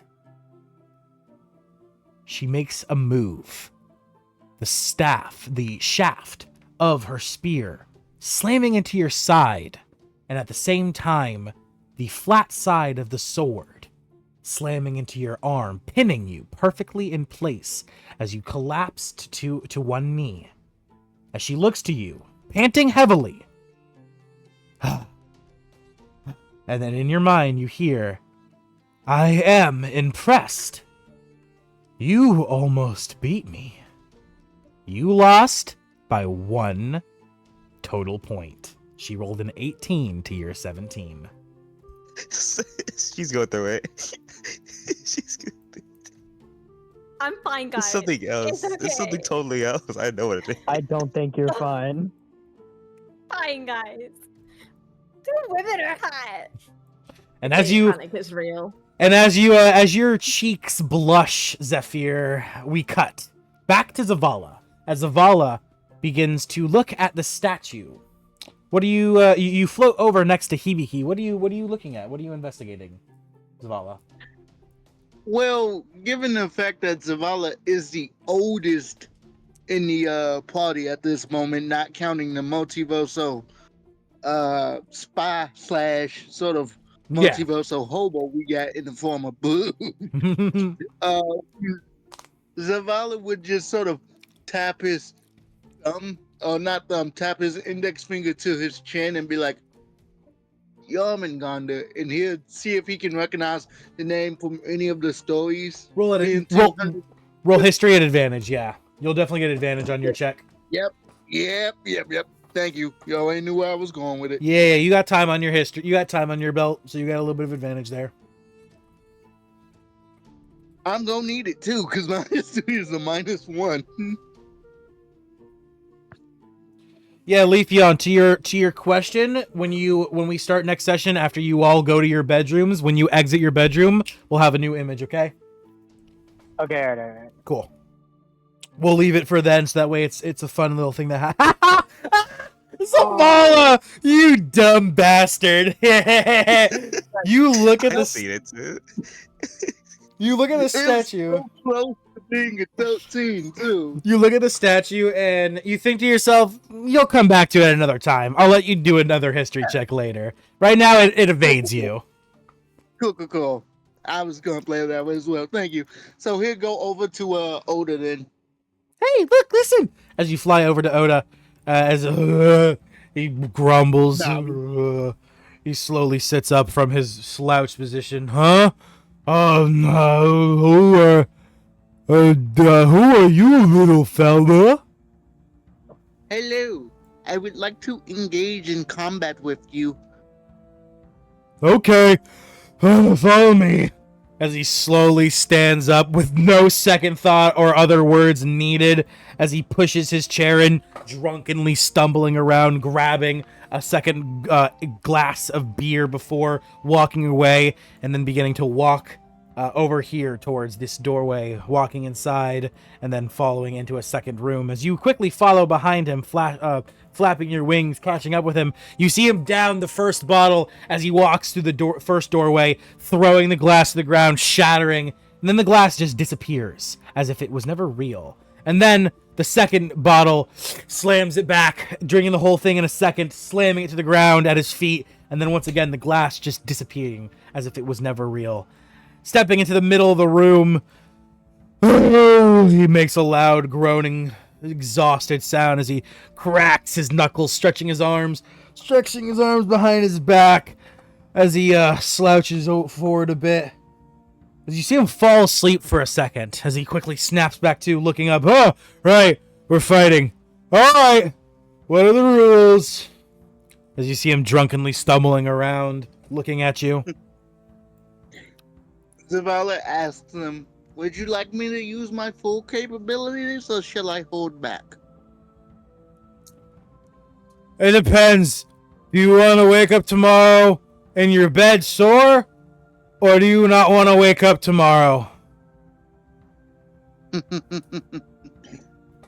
I merely wish to reclaim something that I have forgotten in a very long time, sir. Then I'd say use your full power. Otherwise, you're not going to get to enjoy the fight for very long. As you see him fall So- asleep again, standing, as he almost falls entirely backwards, and as his back is almost about to hit the ground, you see his arm spring back, Yep. catching him Yep. as he shoots himself back up, still completely utterly drunk, but just still yeah. stumbling around, his eyes groggy as he looks to you. And as he shoots back up, I assume that's when you rage. Actually, Zavala will set down the 2 mace he's been carrying this whole time, because I'm still not used to having a bag of holding on deck, so he sets the maces in the corner, and then he rages to sober him up. As you set the 2 maces down, as he falls back and then shoots himself back up, as he shoots himself back up, he sees you changing, rapidly growing, as his eyes kind of widen a bit in shock as your rage form reveals itself. 1 second. Does the rage roar sober him up like, oh shit, I might need to get serious? No. Yeah, his eyes widen, and in response, he goes, "Brrr." He lets out a wicked burp. So booming and echoing that it shakes the room to the same degree as your rage scream. As he then looks to you and hiccups. Ready to fight? Zavala just nods silently. All right. Strength on strength, baby. Roll as you both just begin. Athletics is fine too. As you both just begin to beat into each other. Blow, blow, blow, blow after blow. At one point in time, you strike him so hard that he almost vomits all over you, but then stops himself swallowing it, and then continues to fight. Okay, this is going to be interesting because I have advantage on strength checks. As does Oda. Of course he does. They're both huge right now. This is beautiful. Sometimes you just gotta Alright. beat the shit out of him. When He got a 17 total. Not a great roll, but not terrible. That's with his advantage, too. The first one was a 5. oh yeah, oh 21. Let's go. Thank you for the advantage because the other one was a 2. As you guys go blow for blow for blow, blow for blow, after about 30 minutes, maybe even longer, of just beating the shit out of each other, you land a punch right in his chest as he puts up the middle, not the middle finger, but the weight finger, as he turns and just releases everything in his stomach. And as he's vomiting and it begins to stop, he goes, okay, I think I'm good. And then he collapses in his vomit, passed out. Zavala will, having shrunk down some time ago because rage only lasts a minute, he will. Well, you can just keep, you get multiple rages. At level 3, you get like, what, 2 rages by now, right? Yeah. He gets 3, I believe. 3? Yeah, so you could have been extending it. It all lasts 1 minute. So that's what I'm saying. If the fight went on for 30. We'll say what you did is you used a rage to start, you used a rage halfway through, and you used a rage at the end. Okay. That way, so as he drops, you just slowly begin to shrink as you change back to your regular form. What do you do? They do him a kindness as a fellow pugilist, and he'll pick him up and heft him over his back, picking him up out of the vomit, and just carry him out to a table. Make a strength check. Okay.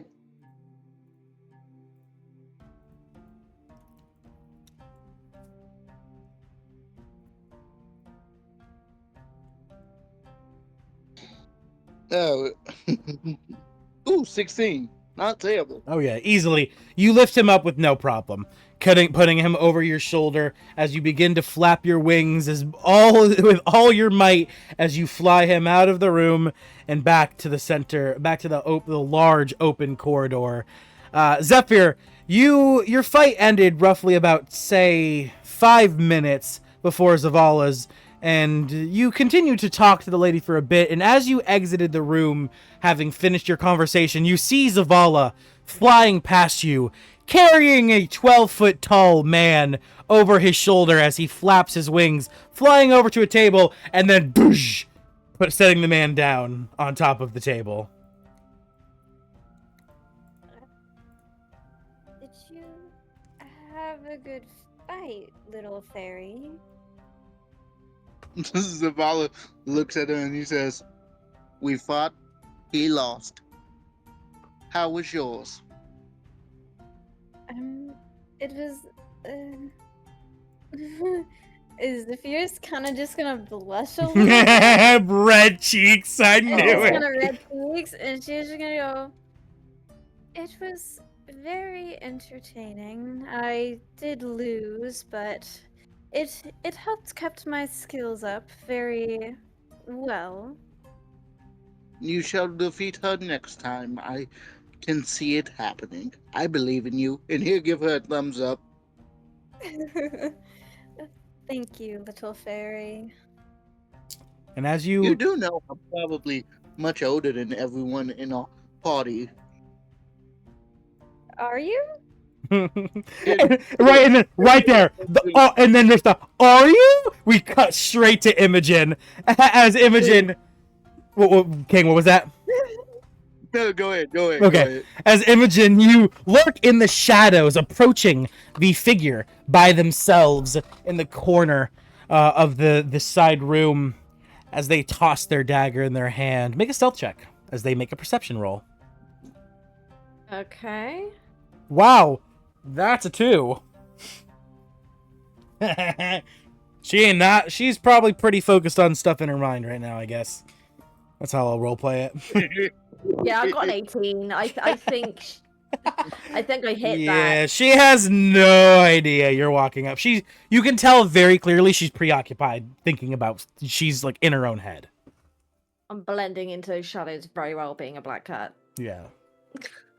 Okay, but what the fuck is that picture? Respectfully. It's from Adventure Time if you don't know. Oh lord. Okay.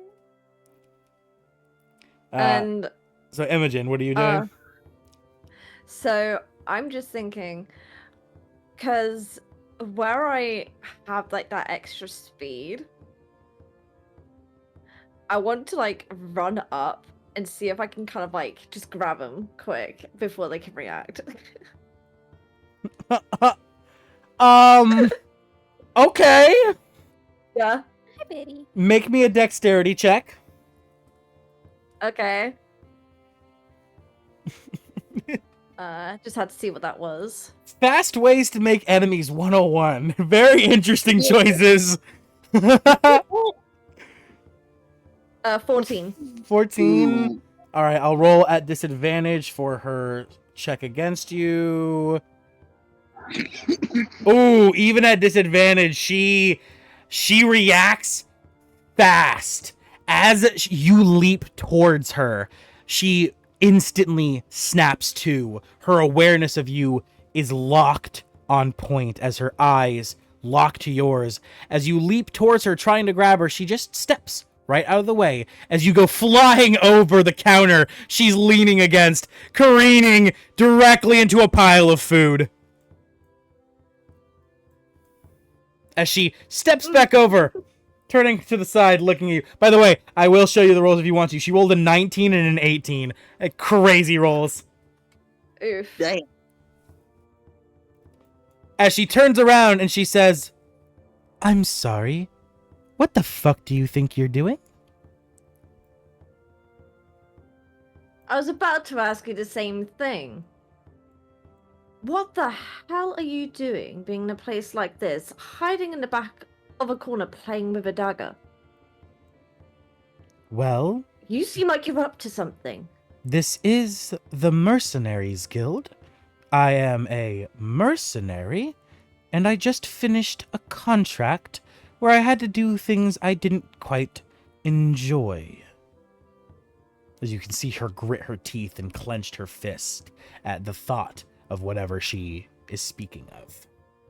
As you quickly clamber up from the food pile, the potatoes and beets all underneath you as you freaking get up off the pile as you turn around looking at her. I know contracts like that far too well. What are you, anyway? Is that leaves as hair? I am a mandrake. We are one with nature. Our skin made of bark. Our hair made of leaves or vines. She shows you her green, like rough skin. Fascinating. I don't think I've ever met a mandrake before. What brings you out here? General work. The last guild I worked for was taken down by one of the 4 cults. And ever since, I've struggled to make ends meet. But having found my way here, the Misters Guild has treated me quite well. The contracts aren't very lucrative, but the work is steady. And I'm left alone, at least usually. And might I ask, what is a tabaxi doing all the way here? Well, that would be a story for another day, wouldn't it? I've only just met you, and I'm not willing to give up my secrets that fast. Huh. It seems we have more in common than I originally thought. Other than the way some of us like to make introductions. As she kind of laughs. Yeah, Imogen will chuckle, and that's where she outstretches her hand. So, I'm Imogen, by the way. As she greets your hand, she says, I am Ashgrove. As she grabs your wrist, pulling you over the countertop back to the other side. She walks around. Brings up a... Go ahead. Go ahead, Imogen. Sorry, that was Oh, Imogen. Sage. That was, Go ahead. yeah, My bad. weird. I don't have Discord pulled up, so I can't see who talks sometimes. Oh, you're good. I was just about to ask, did I ever learn the name of the dead lady? Oh, yes. She would have told you it. Her name is Evelyn. Evelyn. Oh, okay. Continue. All right. As Ashgrove walks around to back in front of you, Imogen, she looks to you and she says, So, you're new around here, are you not? I've been here for a few weeks and I've never seen you. Well, yes, in fact, there seemed to have been summons for help, and, well, cultists, murder, what a better thing to do with my time, so I followed. She puts the pieces And just together. typical. I was like, just typical. A couple appeared, but don't worry, we dealt with them. Oh, as she puts the pieces together, she looks to you, she says, Oh, you were brought here for that contract. She grabs your shoulder, she looks at you, and she says, There's a reason no one else here has taken that contract. Be careful. Otherwise, you won't ever be taking another one again. As she removes her hand from your shoulder, she turns around, she finds a nice little spot back in the shadows. As she sits back down, looking to you, she says, You're free to stay and relax if you'd like. I can tell we're both one for the shadows. However, if you have other business to attend to, I'll leave you to it.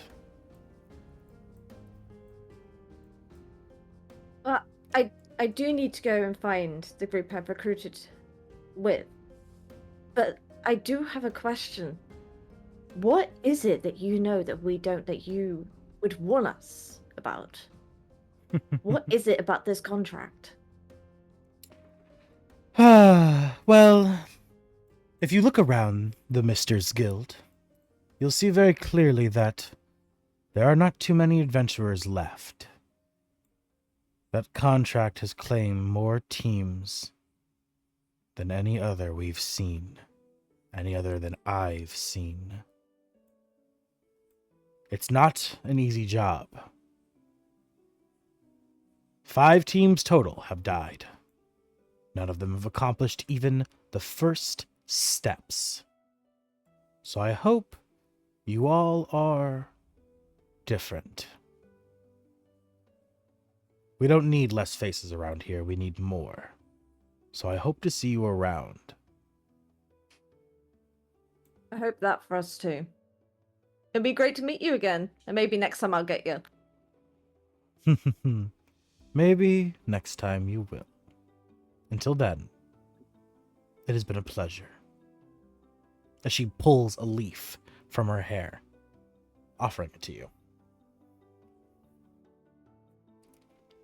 I take it. I give a nod, and I will start like heading off and kind of like give a bit of a wave, and just last thing I'll say, like in earshot, and like, see you again. Ta-da! As you step back into the center of the guild. Looking around, where do you head, Imogen? I'm gonna head down because I feel like the first person I may see, because if you think like walls here is down here, so this is where I'll start heading down to. Okay. So you head down to the statue standing next to Hibiki. Hibiki still gloriously looking over the statue in amazement. What do you do, Imogen? Fascinating, isn't it? I'll kind of say to Hibiki. That looks kind of different than what I remember. You've encountered one of these? I've read about it. It's a world mythical beast that I've read previously during my time as in a childhood. But it's not supposed to look more of a lion, rather more of a reptile.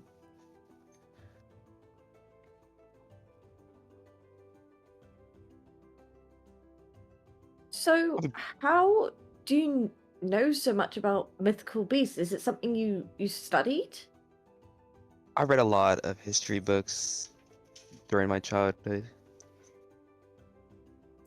As you say this, Hibiki and Imogen, as you're listening to him, you hear the soft voice of a child, a young girl. Yes, all the time he would read them to me. He was such a good big brother. As you see the sword glow, and you hear a voice emanate from the blade. Okay, so I hear that. Correct. I kind of look down at the sword. My eyes widen as I look back up at Hibiki. Did your sword just talk? I look at her and look back at the sword, and I answer, yes, in fact it did. And it claimed to be that you were their big brother. Indeed. It's a very long story, something I wish not to tell here. Well, we all do have our secrets. I won't push any further. I appreciate that. Yeah, leave That's my mythical big brother beast. alone, you hear the sword say, as it begins to hush as you begin to talk, Hibiki. Wait, what is it? The sword said, yeah, leave my big brother alone. Sis, it's alright. It's alright. As you see the gorgeous kind of the sword kind of pouts. It's like, okay, fine. I love this character. I think Imogen's just gonna laugh and almost talk to the sword. Don't worry, little one. I will leave him alone. I'm not going to do anything. Big brother, that's a big talking kitty cat. I just realized I didn't notice till now when she got closer. That's a big talking kitty cat. I want to pet her. She's precious. Let me She's pet so her. precious. How do I let you pet her? Just touch the flat side of the sword against her fur. I extend my arm. I slowly press the sword onto her hand.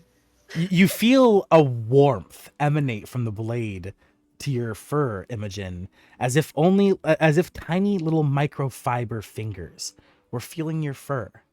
As you hear a giggle come from the sword. Hee hee hee! Oh my god, it's so soft. She's such a kid. I'm just gonna like take in that feeling. Fascinating. Well, I hope you enjoyed petting a big kitty, I guess. I did, thanks. I lift the sword, put it back down to my side. She's never done that before. Well, clearly I made an impression. I don't think we formally introduced, did we? Because we didn't actually introduce each other. We didn't just met actually. each other. Yeah. So, I'm Imogen, by the way. You were very impressive in combat earlier. Yeah, I'm Hibiki. I've been well taught from a very young age of how to handle myself in combat. I can tell you seemed very skilled. Maybe I can spar with you sometime. That might benefit the both of us. See all of that. Yeah. Have you seen any of the others, by the way? Because at this point, the statue's blocking my view for what's going on over there. Well, the lady in the purple dress and the small fairy, I heard near a training room, but I don't know where's the child at?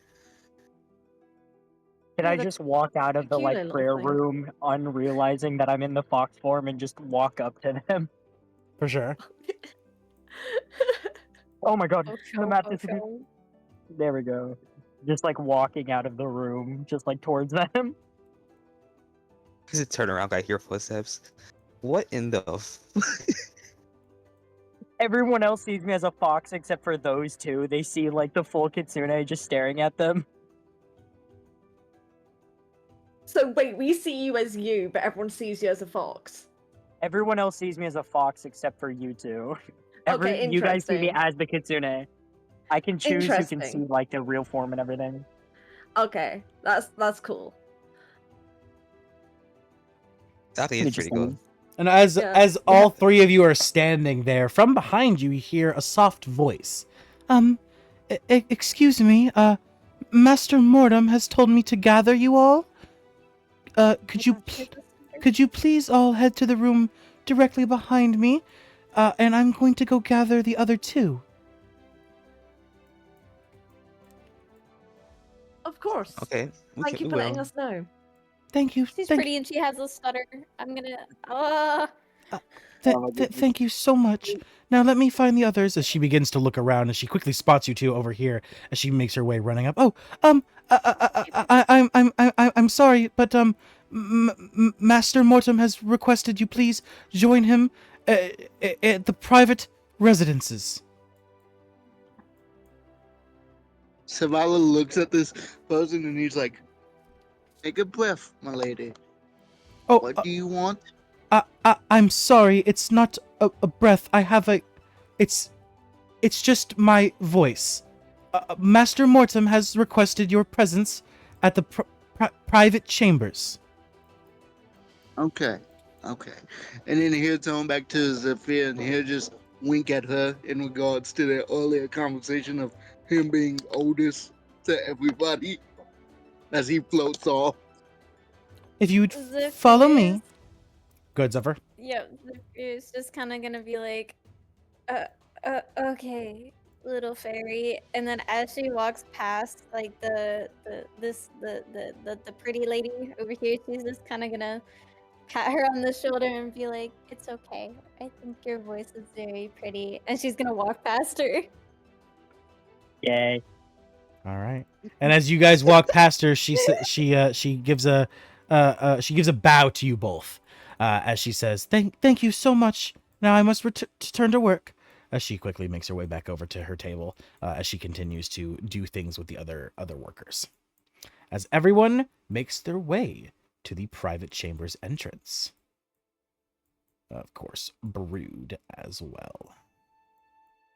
I just turn back to normal once I get there. What's going on? Actually, Brood will not.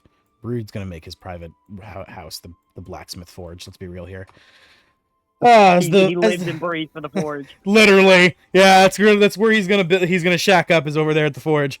So the five of you enter the private chamber's hallway, the entrance for the private chamber hallway.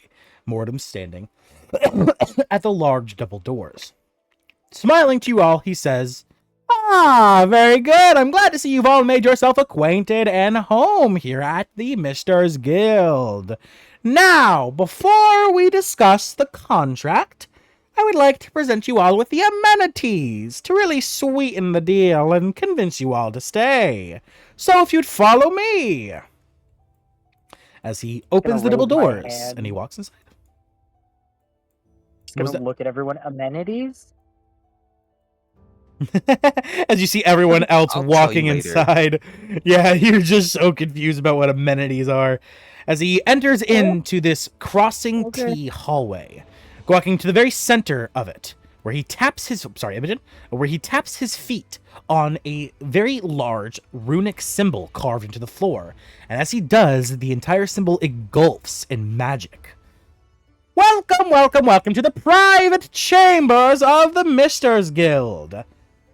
If you indeed decide to sign on with the Misters Guild, every single team is presented their own private sleeping area. This would be yours. I have already attuned the magic circle to all of your frequencies, so the second you open those double doors, you will instantly enter into this hallway. There are 5 rooms total. 2 down this way, 2 down this way, and 1 directly down behind me. You are all to choose the rooms as you so please, and they come free with your job here at the Misters Guild. First and foremost, I choose the most southern room. The moment you open the door, the room will magically acquaint itself to your preferences. It will reanimate and reapparate, reshuffle and recombobulate to fit your every need. It will look exactly as you would feel comfortable with it looking like, with no effort or magic required from you. So, with that being the case, I suggest you all get a good night's sleep, for the contract begins tomorrow, and if you all decide to stay and sign on, you will be quite busy. As he quickly makes his way down the hallway, looking back to all of you, he says, "Toodaloo!"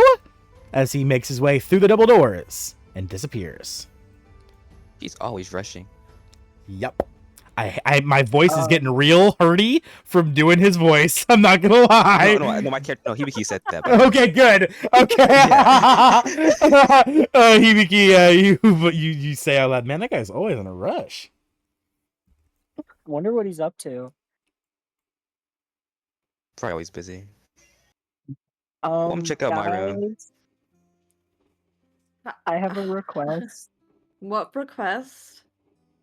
Does anyone mind if I share a room with them? I can't sleep by myself. Well, I don't know if you would like to share a room with me, little one. You scare me. Take a funny dice, both of you. Take a funny. Okay, this is all right. You guys don't really know. I told you about the funny dice system. In your notes, write down funny dice and put 1 funny dice there. Currently, it's a D. It's a D6 currently. Okay. He's just Zavala's just gonna look at him and be like, "That's fair. That's fair. I scare myself sometimes." I guess I'll take him in. I have 3 questions for him anyway. Huh? Actually, I don't know if we all did we all introduce each other? I feel like we all just kind of got swept into stomping out scumbags. We really did. I don't think we've established each other's names even. Yes. Well, me as the probably ill-tempered one of the group, I'm Hibiki, half demon, half dragonborn. If I come off as rude, that is just how I am. Well, I'm Zephyr, there's not much to say about me. If you need anything, I will be here to help. But I will just be here.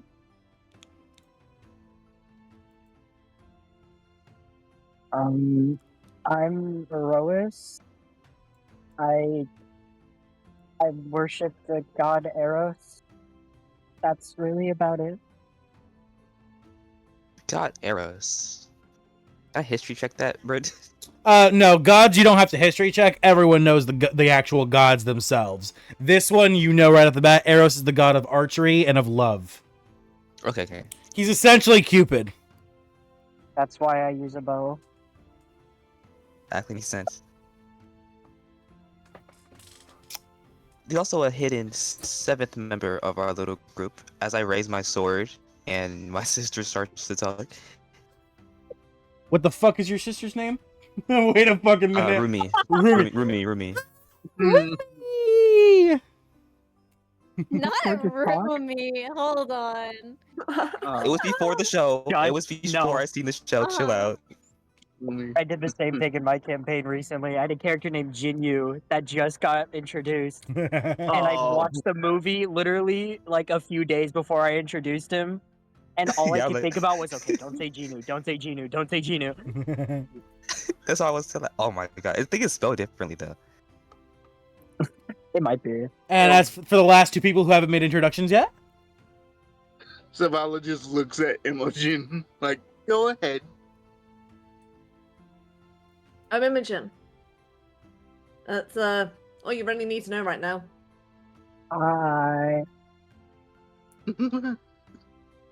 And I am Zavala. Butterbeans. Miss The last name's Butterbean? Butterbean. My last Your name name is is Butterbeans? Yeah. Yes. Beans. That's so cute. His last name's adorable. Aye. Respectfully, Brood, your Rumi voice is fucking. Ow. Oh, sorry. I'm sorry. I can't. It's hard to do little girls, man. My voice is not meant for little girls. I'm sorry. This is Fine. just Rumi. Yeah, hi, I'm Rumi. He sounds like Mort from fucking Madagascar. Right, he does.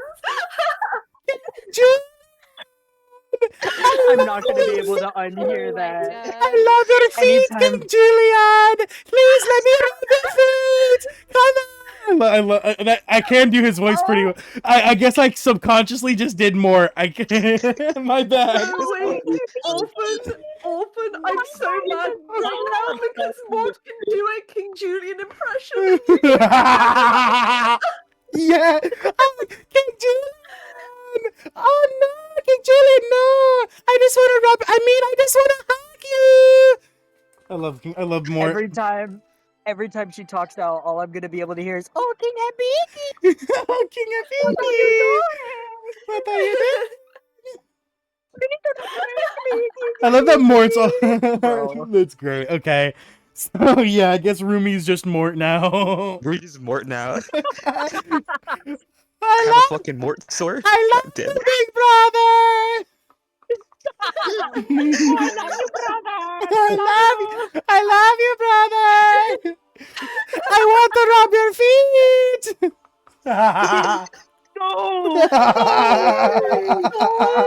Okay.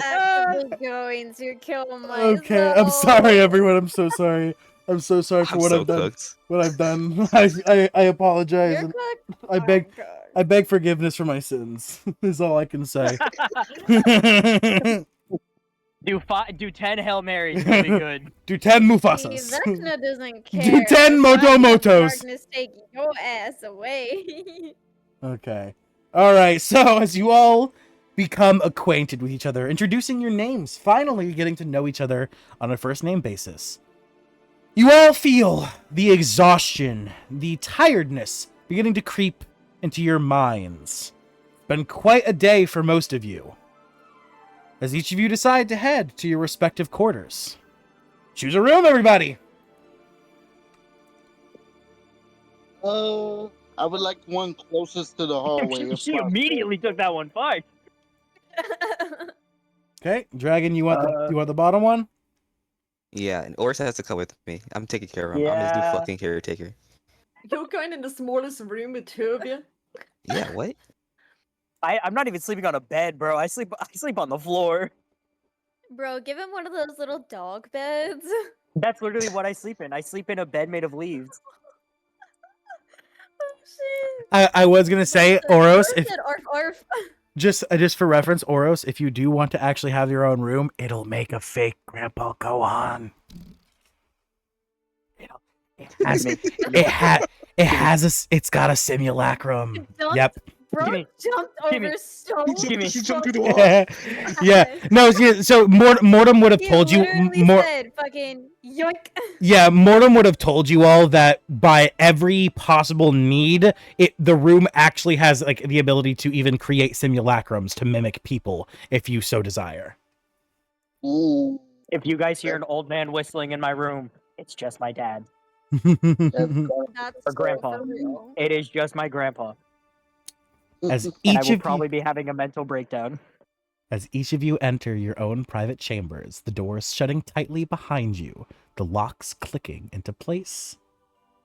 As you open your eyes, the room apparates, shifting, recombobulating into a space perfectly fit for your needs.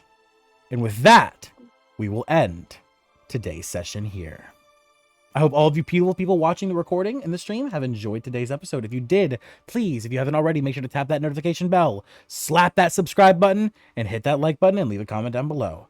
I've been your host, the D&D Orphan, signing off to all of you beautiful adventurers. I'll see you guys in the next Watch episode. the other episodes. Yep, make sure to watch episode 0 and tune in for the next session. Everybody, say goodbye, Bye. Yeah. and we will see you all in the next episode. Peace.